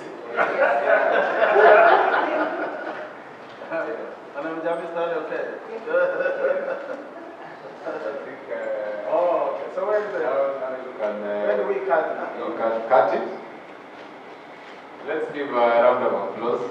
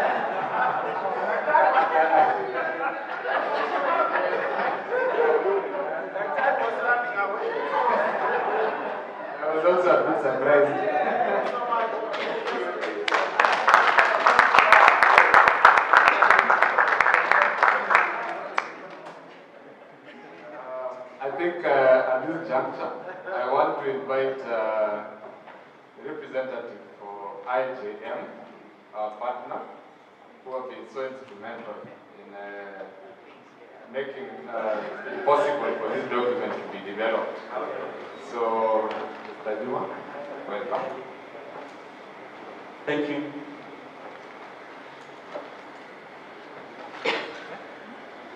Honorable judges, honorable magistrates, prosecutors, members of the CUC, distinguished ladies and gentlemen, good afternoon. My name is Andre Juma. I work with the International Justice Mission. I serve as the regional team lead for our work in the coastal region. And as I stand here, we are very honored to be associated with this particular CUC. We work in Malindi, in Kwale, Kilifi, and Mombasa. And we were just exchanging notes the other day with my learned senior, the regional head of ODPP for this region, Mr. Hassan. And one of the things that we were trying to say is, how can we replicate what we are seeing in Kilifi in these other counties, including Mombasa, where we are primarily housed? And this is because the work that we've been able to do in the last 10 months that we have been here with this particular CUC is phenomenal. The other week, my country director was in the region. He's currently in the region on another event. And he said, from the reports he has been reading, he would like to visit the chairman of this CUC of Kilifi. And so we had a very, very insightful lunch session with the dear and Justice Nyakundi, in which we were able to exchange some of the ideas on how we can support the work, the good work that you're doing going forward. In 2019, I think that was the first time I met Mr. Nyakundi under the auspices of ODPP, when the DPP said, you people as IJM, you invite us to a lot of dialogues in Nairobi. This time I want to invite you to dialogues in Lamu, and I want you to come. And so we went to Lamu for dialogues and for case file review, for cases that had taken long in the system. And that is how I first saw Justice Nyakundi. And I remember in his last speech, while at the prison in, I think it's called Hindi, you know, he said there's a lot of people in our prisons who don't deserve to be in prison because the wheels of justice are not turning as fast as they ought to. And so when I was posted here and I realized that I'd have to work with him in this area, I was really excited. And that excitement was not in vain. We have seen the product of it, and he leaves us as he goes to Eldoret as a very strong team with a very strong network that has the potential of doing a lot. I'd just like to take this opportunity, sir, to thank you for enabling us to work with your CUC and with your officers to deliver what we have so far delivered for the children of this county. To Justice Gidinji, welcome to Kilifi. I think having been 10 months in the region, I can say that we look forward to working very closely with you as we have with Justice Nyakundi, so that we can see what we can do to ensure that the criminal justice system is responding to the needs of the children of this county. I don't have much to say. Mine is just to thank each one of us for being available. For being available every time that we have been called upon to come and deliberate on how we can improve this system. Because the criminal justice system, the justice system as a whole, is ours. And if we can do something to improve it, then we are doing the right thing. As IJM, in this coming month, we will be having a conference to deliberate on the issue of child sex trafficking on the Kenyan coast. When that time comes, we will send out invitations to some, if not all of you. If you do receive this invitation, we welcome you. I don't want to take much time. Thank you so much. Thank you all, and may God bless you.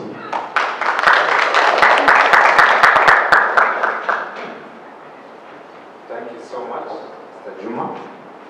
And my Lord, Justice Nyakundi, I think it is only fair, because we don't know when, some of the members don't know when they are going to interact with you again. And there was a request that at least they be given an opportunity just to say goodbye and to wish you well, and to also say welcome to the new presiding judge and our judges who are coming. So the session says brief remarks, and I'll ask members kindly, because of time, this is just a courtesy that we're being given because we do not actually have the time. Kindly give very brief comments so that give an opportunity to others to also say something. The county representative of the commission.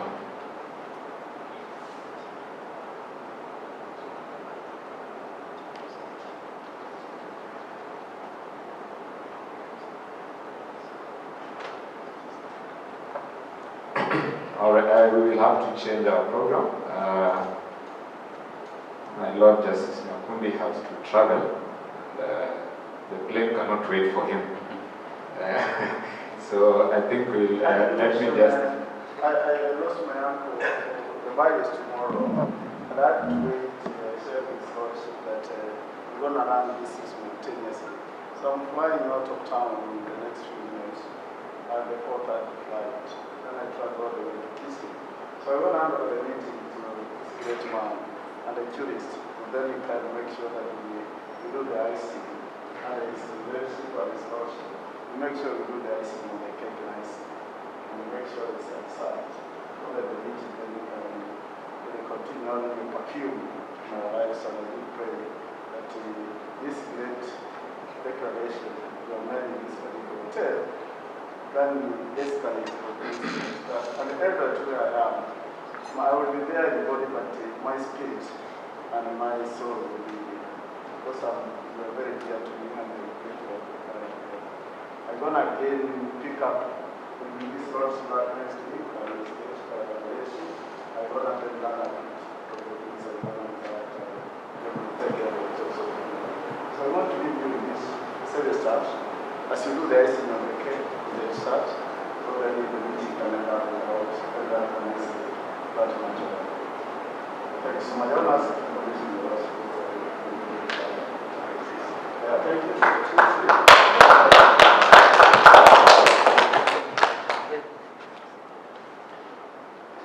Wow, the person is going to listen. There's stuff. I'm going to receive that, and then you have to give the registrar. Yes. Thank you so much. This one has to be a hand. Thank you so much. And God bless you especially. Thank you so much. And may God give you. Thank you.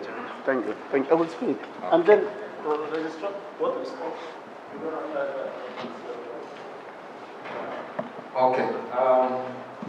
We have to, he said micro speed on that, and I think we have to indulge a lot. There's no choice. I think that is in order. But we're still privileged that we have the presiding judge here and other learned judges with us. And I think we shall still hear from you. And I said let us just keep it brief so that the comments that you have and also the judges who are here can get to hear what you're saying and to also know much better. So I want to invite Mr. Majid, the chairman of the Kenya National Chamber of Commerce, who will speak on behalf of the business community. I mean, Kilifi.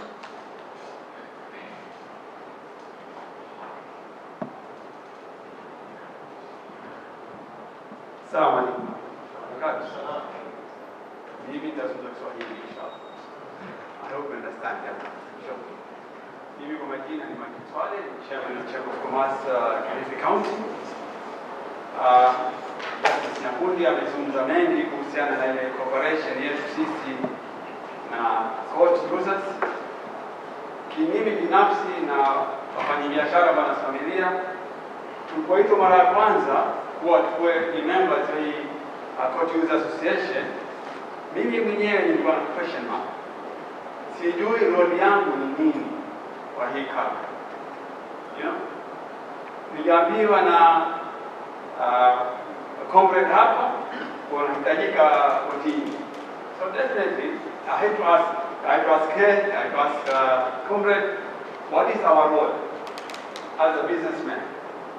Mimi ni mfanyabiashara, sijui chochote hapo chini. Lakini nilipofika the first meeting I was really impressed. Nilimwona Justice Nyakundi was eager to listen at us. Sio ati ni judge or justice, he is overruling everything.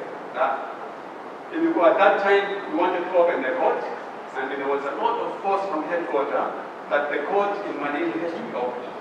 Lakini he was very down to us. He was ready to listen to us that we cannot open the court now because of this and this and this, and he was ready for that. So we had to involve our zichwa zetu zote pamoja, tuangalie ni njia gani tuweza kufungua court. Na alhamdulillah, with the help of the community, we were able to contribute whatever was required. We need to fumigate the court, we needed to do that room for fumigation, everything which was required to make us possible to open the court. We were able to assist. So that is a plus. And I appreciated when Justice Nyakundi was here and was appreciating what we did. Definitely when somebody stands and appreciates what you did for the court, for the community, you feel proud, you feel honored. So with me, I'm welcoming the new justice who is coming in, Justice S. Vivi. You're most welcome to Malini.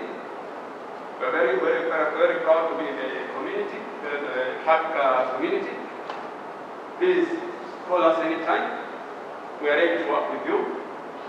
And the way you presented on the time factors and everything, I think we were here immediately the time we were asked to be here. So I don't know what went wrong. Who delayed us, we don't know.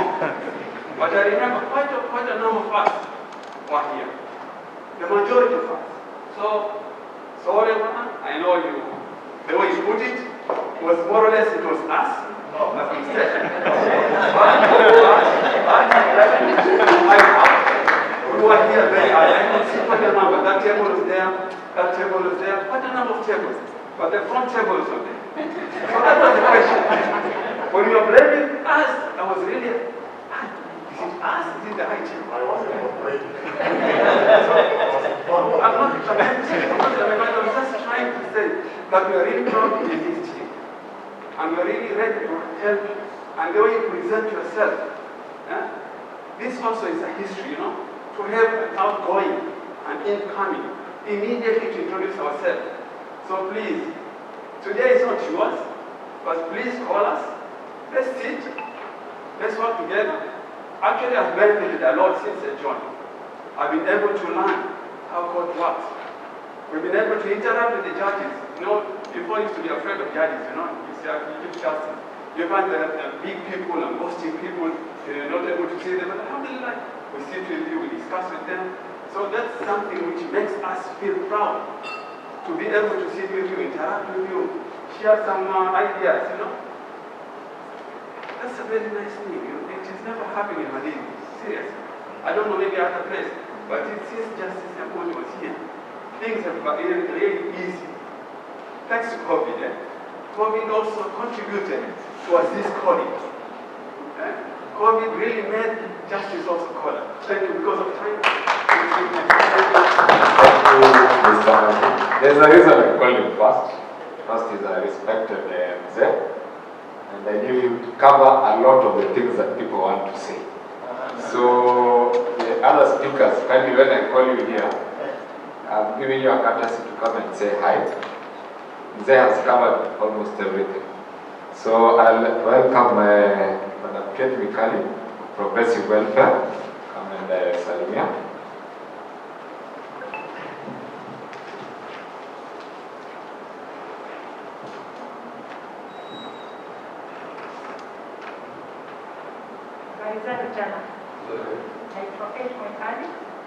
Chair of Person in Progress Welfare Association of Malindi.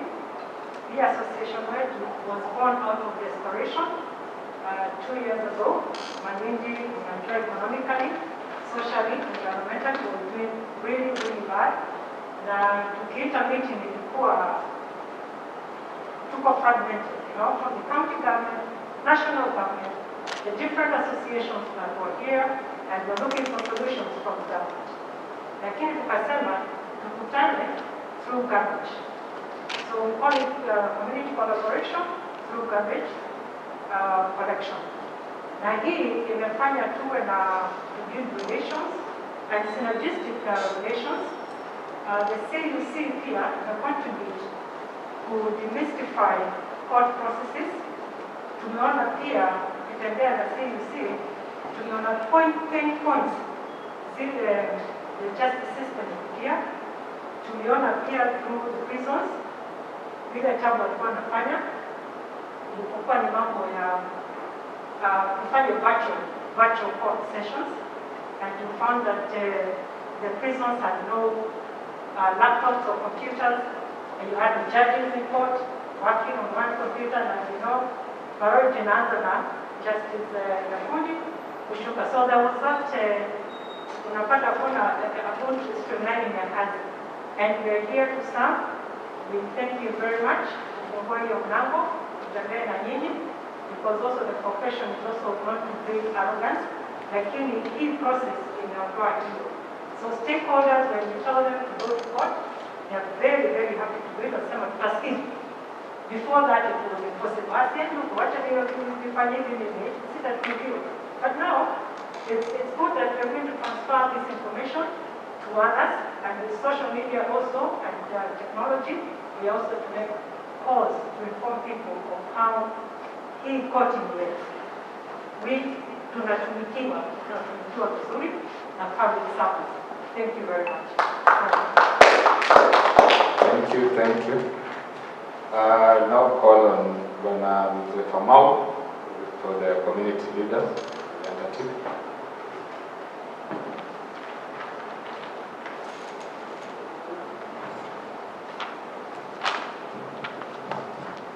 Assalamu alaikum. Habari zenu. Kwanza tunashukuru kwa kuja kusimama mbele yenu hapa nizungumze machache. Mimi kwa majina ni Famau. Mimi ni chairman wa Drug Project, shirika la kupambana na madawa ya kulevya. Ni shirika ambalo limepambana muda mrefu, na dunia kwamba niko na kama hapa tuko pamoja. Simba alikuwa na sisi hapo Malindi, na kazi usiku na mchana kwa ajili kupambana na wale wanaguzi wakuu. Na kushukuru kwamba tumeshika madawa mengi sana, na koti imefanya kazi nzuri sana kwamba wale wanaguzi wakuu walishikwa na wakashtakiwa, na tumechoma dawa zaidi ya 300 hapa Malindi, dawa nyingi sana madawa ya kulevya. Kushirikiana na mahakama yetu Malindi hapa ni kwamba tunafanya kazi ya ziada kuwasaidia vijana kujinasua katika utumizi wa madawa ya kulevya. na ni kwamba hivi sasa ile shirika limebadilika, kwa kwamba tutapambana sasa hivi kufanya counseling kwa vijana, kutembelea mashule ile Ijumaa kwenda kuzungumza na vijana wajinasue, wasiingie kwenye madawa ya kulevya, pia wawe na nidhamu katika masomo. Kwa hivyo sisi tunashukuru kwamba tuko na majaji wazuri Malindi wakiongozwa na Jaji Nyakundi, tumefanya kazi nzuri na hawa wapya kwa sababu hatujashika vizuri, lakini tutashika polepole na tutafanya kazi pamoja, tutashirikiana na nyinyi kwa ajili kuisaidia Kilifi County na Kenya nzima kwa jumla kujinasua na utumizi wa madawa ya kulevya katika nchi yetu ya Kenya, ili vijana wetu waishi vizuri. Kwa machache, asante. Asante Bwana Kamau. Nitamwita Mzee Mdaris ambaye NGO representative kusema salamu zake. Habari zenu tena. Nashukuru na mimi kupata nafasi kuongea kidogo kwa niaba ya Omari Project. Ni one of the members wa CUC hapa Malindi. Tunashukuru tangu tushikane na Honorable Nyakundi tumefanya mengi, na alikuwa akisala kitaka sisi tuongee, tukimpa fikra zetu alikuwa hadharau, anachukulia muhimu, na mengi tumefanya. Tumetetea watoto, tumetetea drugs, tumeangalia mambo ya ardhi. Utaona sehemu zote hizi Malindi zimeenda vizuri sana, kila sehemu inaenda vizuri, na kama sisi bado wana kijiji ama watu community hatujasikia malalamiko yote kulalamikiwa koti tangu uongozi wa Honorable Nyakundi.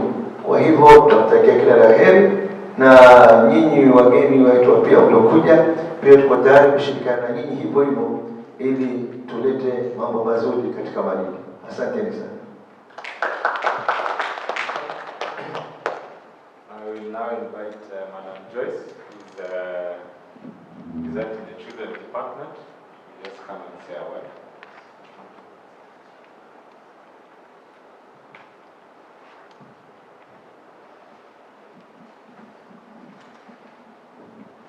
Thank you. Good afternoon. As a father, I'm Joyce People. I'm representing the Children Department. I'm in charge of the children remand home in Malindi. We've been working well with Justice Nyakundi. He had the best interest of the children at heart, and he ensured that they got justice, those who went through the justice system. And we believe the incoming Justice Kilinji to be the same. And I invite you to the Malindi Children Remand Home to come and visit the children there in Ghana, because it's a remand home that serves almost 3 counties, that is Tana River, Lamu, and Kilifi County. So it will be an honor for you to come and visit and get to know the institution. Karibu sana, and thank you. Thank you very much, Madam. I cannot speak, I'm here already, so I cannot speak on the department, but I have my colleague, Mr. Karanja, the manager, Malindi Probation Office.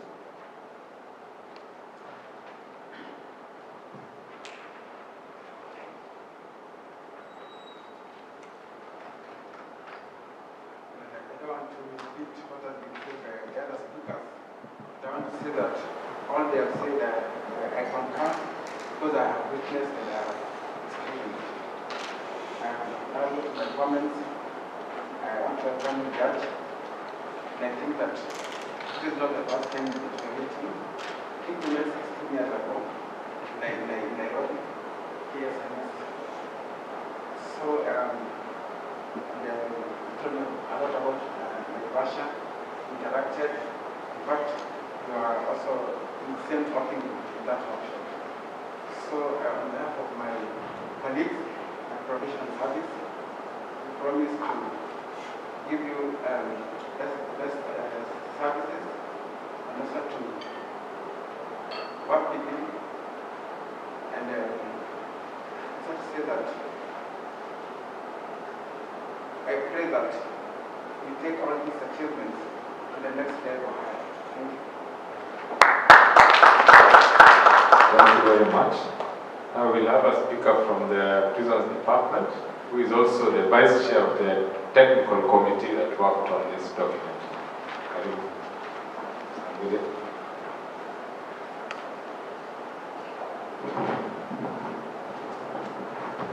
Good afternoon.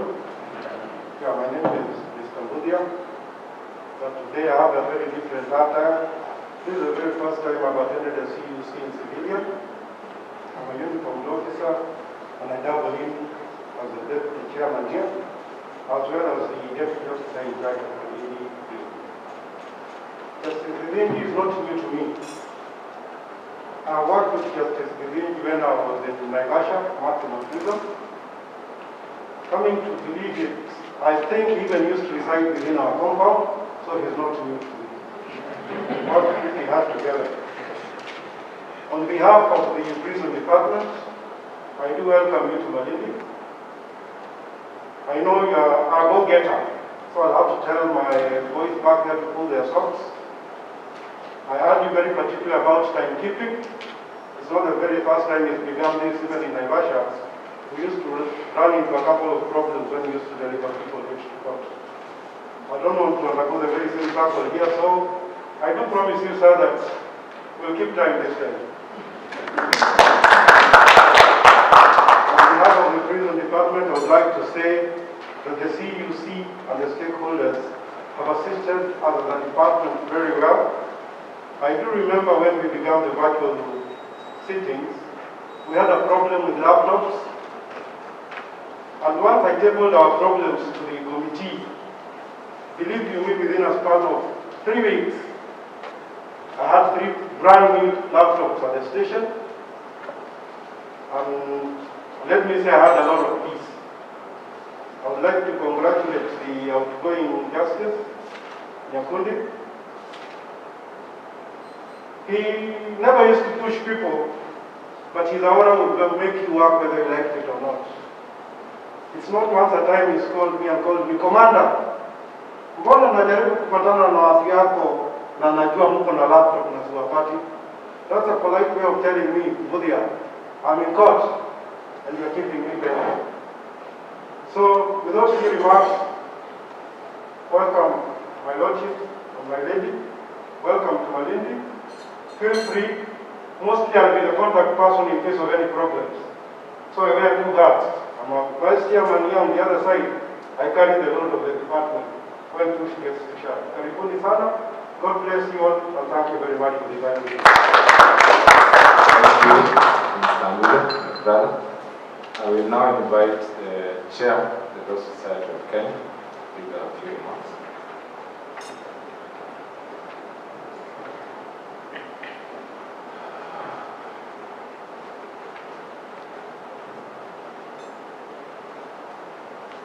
Thank you so much, Mr. Masinde. Ladies and gentlemen, my Lord, Rich, good afternoon. Where do I start? I think first I would start by congratulating the CUC for delivering this. So may I request one hand clap for the work, the SOPs that we have launched today.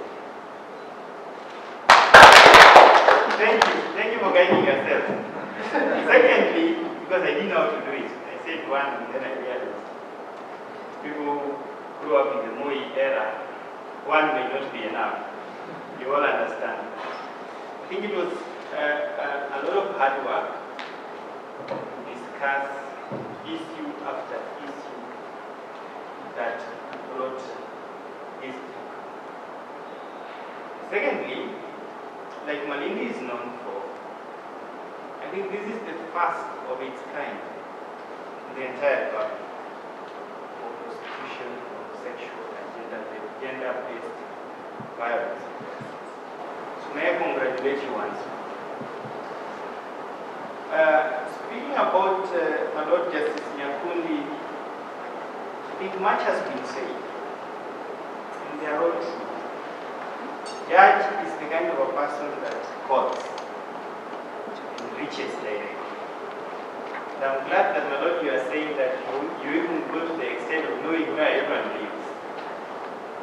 And I think that's a good thing. Leadership is tough. And sometimes it makes that singular extra effort. It's what makes what leadership is what it is. And so, I think we met with Justice Manani, Lady Justice Oden. Sadly, your first week, my Lord, you were nowhere to be met. But we appeared before you virtually in Garcelle. So it has been a bit difficult for us to do what we did to your colleague judges on their first week. And so I know we are not yet late. Time will come, we will come to pay your support. Secondly, I invited all your lordships in Malay the farewell dinner. My Lord, yes, Nakuni, yes, Sonola, and the Honorable Secretary. And I received your approval. Now, I will welcome you officially in a function of the Law Society. And I think this time we might need a more sufficient notice so that there is no apology, because it will be your function. But be that as it may, my Lord and your Lordship,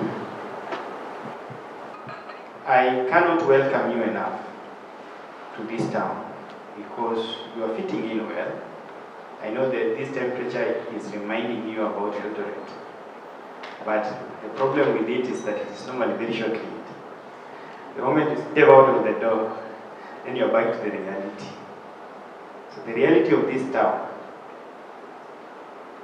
is that one, and you'll get used to it. But nevertheless, feel most welcomed. I believe we'll have a good working relationship. We have always enjoyed working with our judges.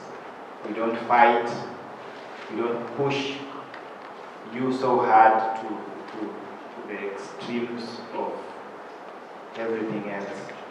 But I think that is how working with judges are. We are colleagues, we always remain colleagues. So, karibuni sana, and thank you so much, everyone.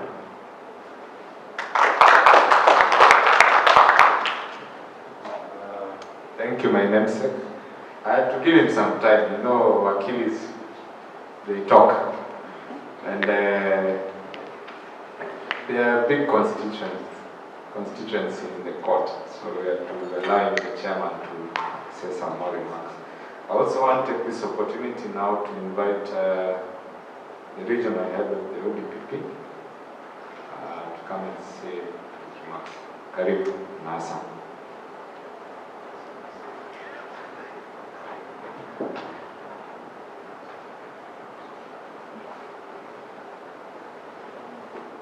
My lords and my lady, and distinguished ladies and gentlemen who are present, may I, with your permission, kindly invite the head of this county, Mr. Jami, to come and speak on our behalf, because he is a principal and primary consumer of this document that we have launched this afternoon. Mr. Jami, please come.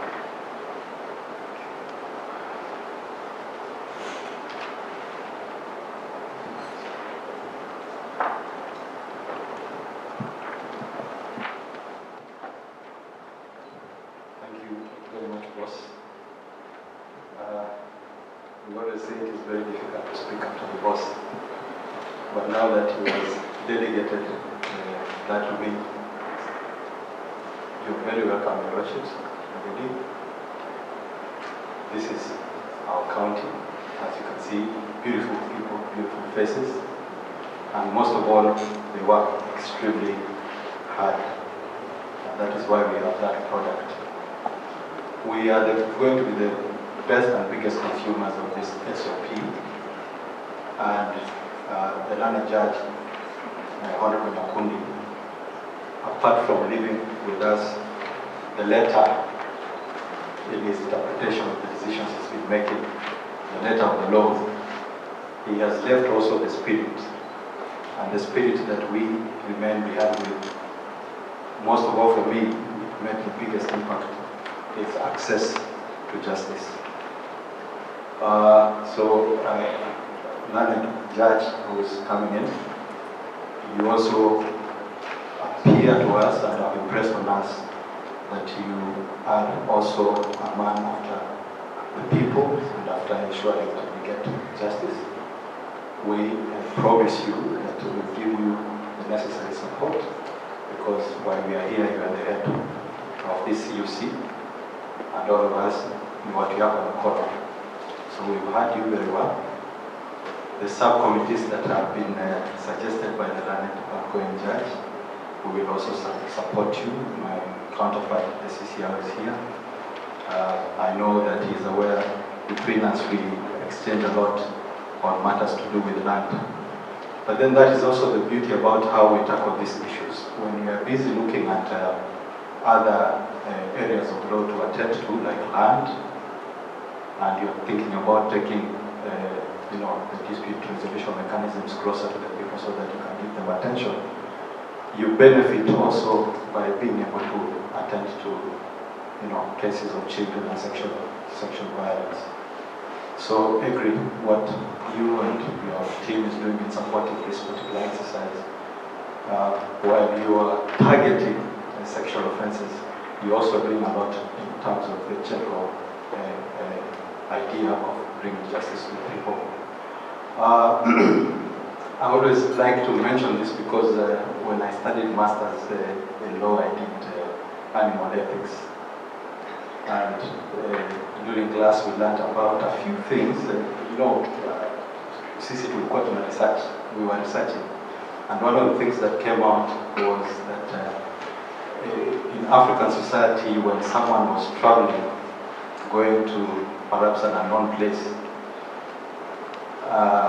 you see, we didn't have gadgets like, things that will tell you what the weather looks like ahead. So guys would go out, and if you see that the birds are calm and the animals are calm, then you know that the journey ahead is okay. But if you see that they are panicking and flying all over the place, you know that there's danger. Learned judge incoming, presiding judge, where you're coming from, we have our colleagues there too, and they have told us that you have left a very good station back there. Outgoing judge who is going to take the baton from you will have a beautiful place to start from. All my colleagues, thanks for supporting the team that has been working on this SOP, and we look forward to the next stages, which is to ensure that it actually speaks to that which it is. Congratulations and karibuni, asante. Thank you, John. I will now invite Mr. Willie Simba, the Chief County Commander of Police.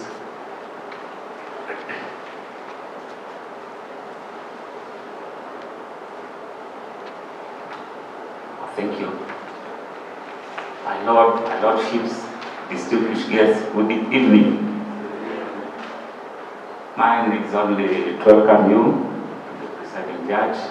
I think we have heard well. We have heard well, and the same information we shall pass to our officers on the ground. So thank you, Samson.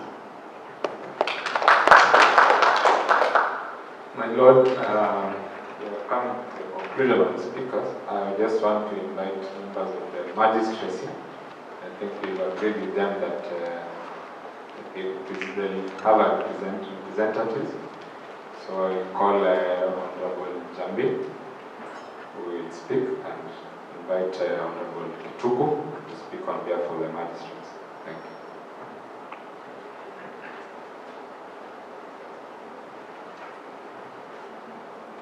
All protocols observed. Good afternoon. Ours was just to say thank you to Judge Nyakundi for having worked very well under him. We were leaders because he was. And I wish to extend gratitude to him and ask or request Honorable Justice Gidendi, to work well with you as well. You might not know that you're also part of our role models, because as magistrates we aspire to be where you are, and you can only do that if you have the right men and women guiding us to get to where we are. Judge Nyakundi was usually very accessible for any challenges we faced. He was more than happy to assist where we would. So we hope to work the same with you. Karibu sana, Justice Oden. Oden. I worked in Kisumu some time back. And Judge Manani. Karibuni sana. I think with the judicial officers in the region, I should be the oldest. And they're wondering, old, you don't look 60. Old as in kufanya kazi hapa. So I'm proudly welcoming you to Malindi. It was very to Joto. It's a matter of time because you're from cool regions, that's why. But this is actually part of the cooler bit of Malindi. It's going to get hotter as we go towards the end of the year. November, December, January are the hottest months.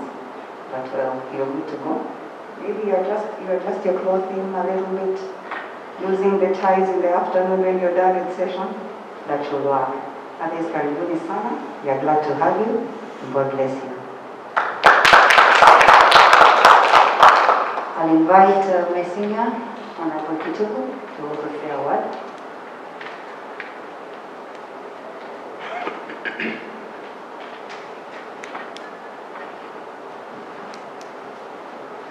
My lords and your ladyship, my fellow magistrates, ladies and gentlemen, good afternoon.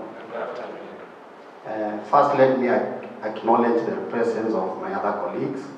Wherever you are, you can just stand up and wave at us. Honorable Giri, Onaro, Honorable Stati, we have Honorable Kandima from Garisen.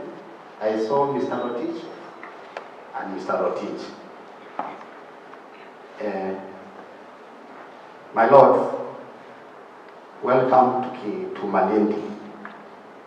Actually, I was posted in Malindi in the year 2007. That was my first posting.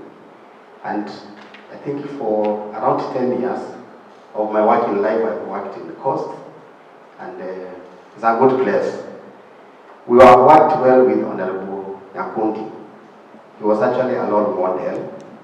You'd always come to our stations, not to reach the Riot Act, but actually to advise, and was very open for consultations. We are your foot soldiers, and we promise we are going to support you very much. I've known you since your days as a magistrate, and the way you have put it, I know you are result-oriented. We are going to support you and the other judges so that we make this place a better place.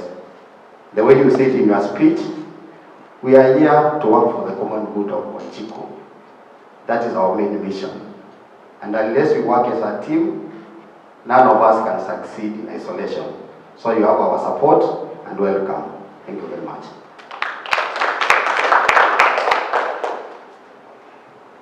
Thank you, Honorable Kituko. And now finally, I'll invite Mr. Katurima, the County Criminal Investigative Officer, to give a vote of thanks, and then we have the final speaker to close the function. My lords and your leadership, honorable magistrates, invited guests, other stakeholders, CUC members, good afternoon. I will not really repeat what others have talked about. Mine is to welcome Honorable Justice Gidendi, our leadership, and my lord, to Kilifi County, Before you, it's a very hard-working CUC membership. From the document that we have here at the SOP today, it tells volumes of how we have been working together with the assembly we have as a team. We look forward to working, my lords, with you as we improve service delivery and access to justice. I'm not talking much, but maybe I'll spend 1 minute. I would like to thank the management. The management, those officers who are behind, working on making this particular event of the day a success, together with the management of this particular premises. We thank you very much, and may God bless you and have a nice day. Otherwise, my lord, you're most welcome. Thank you.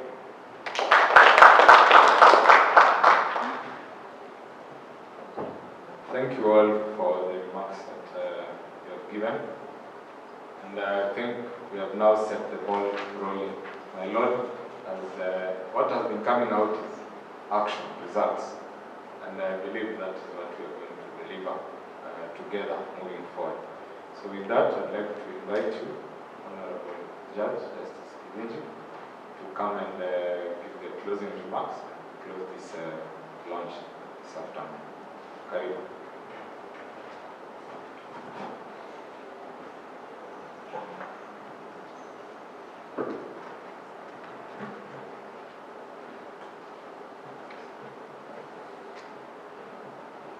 Thank you very much, Mr. Masinde, for the invitation. Mwenyekiti wa wafanyikazi hapa Marindi, wanabiashara Marindi, there is something I want to put right. When I stood here and stated about keeping time, I was not complaining. I was hinting on what we should expect as court users committee. Otherwise, Madam Dear, Madam Wifey, and he told me you keep time. And I appreciated that before I came to meet you. And I forgot even to apologize because you are the ones who came late for one reason or the other. May I take this opportunity now to apologize to you all for coming late. We shall try to ensure that it won't be repeated in the future. So thank you very much, and I wish to thank members of Kilifi CUC. This is the first serious meeting we have held here in Marindi since I came. To be truthful to you, we haven't even met as staff, court staff. So this is the first serious meeting we are holding today. And from what I have heard from you, I have confidence that the new team is in safe hands. And I am also assured that we shall be able to achieve our dreams. And that litigants in this region are going to appreciate our services. So this is a very good beginning for us as a new team. We thank God for it, and we appreciate all of you for it. IJM, thank you for supporting this process. I have gone through the SOPs. They are informative, informed, and it's something we should roll out very fast, and also try to popularize the annexes, those forms for use. We need to make them popular and to ensure they are used by the institutions that are required to use them. I know at times there are challenges because some government employees say this is not a government document, it has not been gazetted, and all that. So it will be our role as CUC to popularize the documents and also to inform them that it is not illegal to use it. There are a few points I have made about the documents. I hope I will have a chance to meet the technical committee so that I can give my input to improve on it. So thank you very much. And may I say that I may have sounded tough. I am not a tough guy. I saw as if some of you are a bit worried when I stood here to speak the first time. I am not a tough person. I am not a tough person. Although I am result-oriented, I am very accessible and a great team player. I know within a few weeks when you know me at a personal level, you will be able to appreciate that. And I am also very much pleased that some of you knows me, and we have worked together before. When I'm very new, I get a bit worried. But when I know some of the people I'm working with knows about me and they knows what to expect, I become a little bit happy. Like the prisons, I know you know I've visited you so many times. The probation department, I know you know I've visited you so many times. Children officer, children home, I know I will pay you a visit so many times. Because, especially prison, I normally say that is one area where we met a big number of our clients together. So we are able to know whether we are doing well or poorly in terms of services delivered. And the prisoners are very honest. They don't fear. They tell us all. And I like them for that. If you are not doing well, they tell you. Unacheleweza kesi zetu on your face, and you have to do something about it. So we like it. And I will take an appointment to visit the prison, probably not later than next week. So you can inform them. We shall agree, probably on a date next week. I pay you people who are visit. The earlier, the better. I know there is COVID, but we can still observe protocols. Even with COVID, we used to visit in the Eldoret. So thank you very much. I appreciate you all. I wish you well. I said my office is open. We can meet on one-on-one. In case you have issues, just come. Let us deliberate. Even as I declare this CUC meeting officially closed, I am sure we shall be able to stand outside a bit and come to know each other better. Thank you very much. Be blessed. May God bless all of us. Asanteni.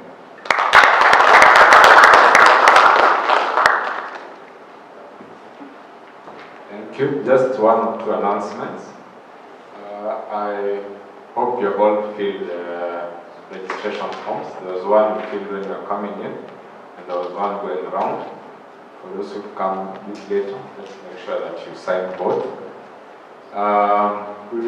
From here, we will proceed outside and take a group photo. They are just setting up outside there. Let us go and have, and I would suggest that you carry the SOP manuals. We will be holding them up as we take the photo. Third, as the judge said, we are free to leave, but let's stay and mingle. Tomorrow is a public holiday. Those who enjoy and drink have a drink. Unfortunately, at the fate of your own pocket. But yeah, let us just socialize and enjoy ourselves. Thank you.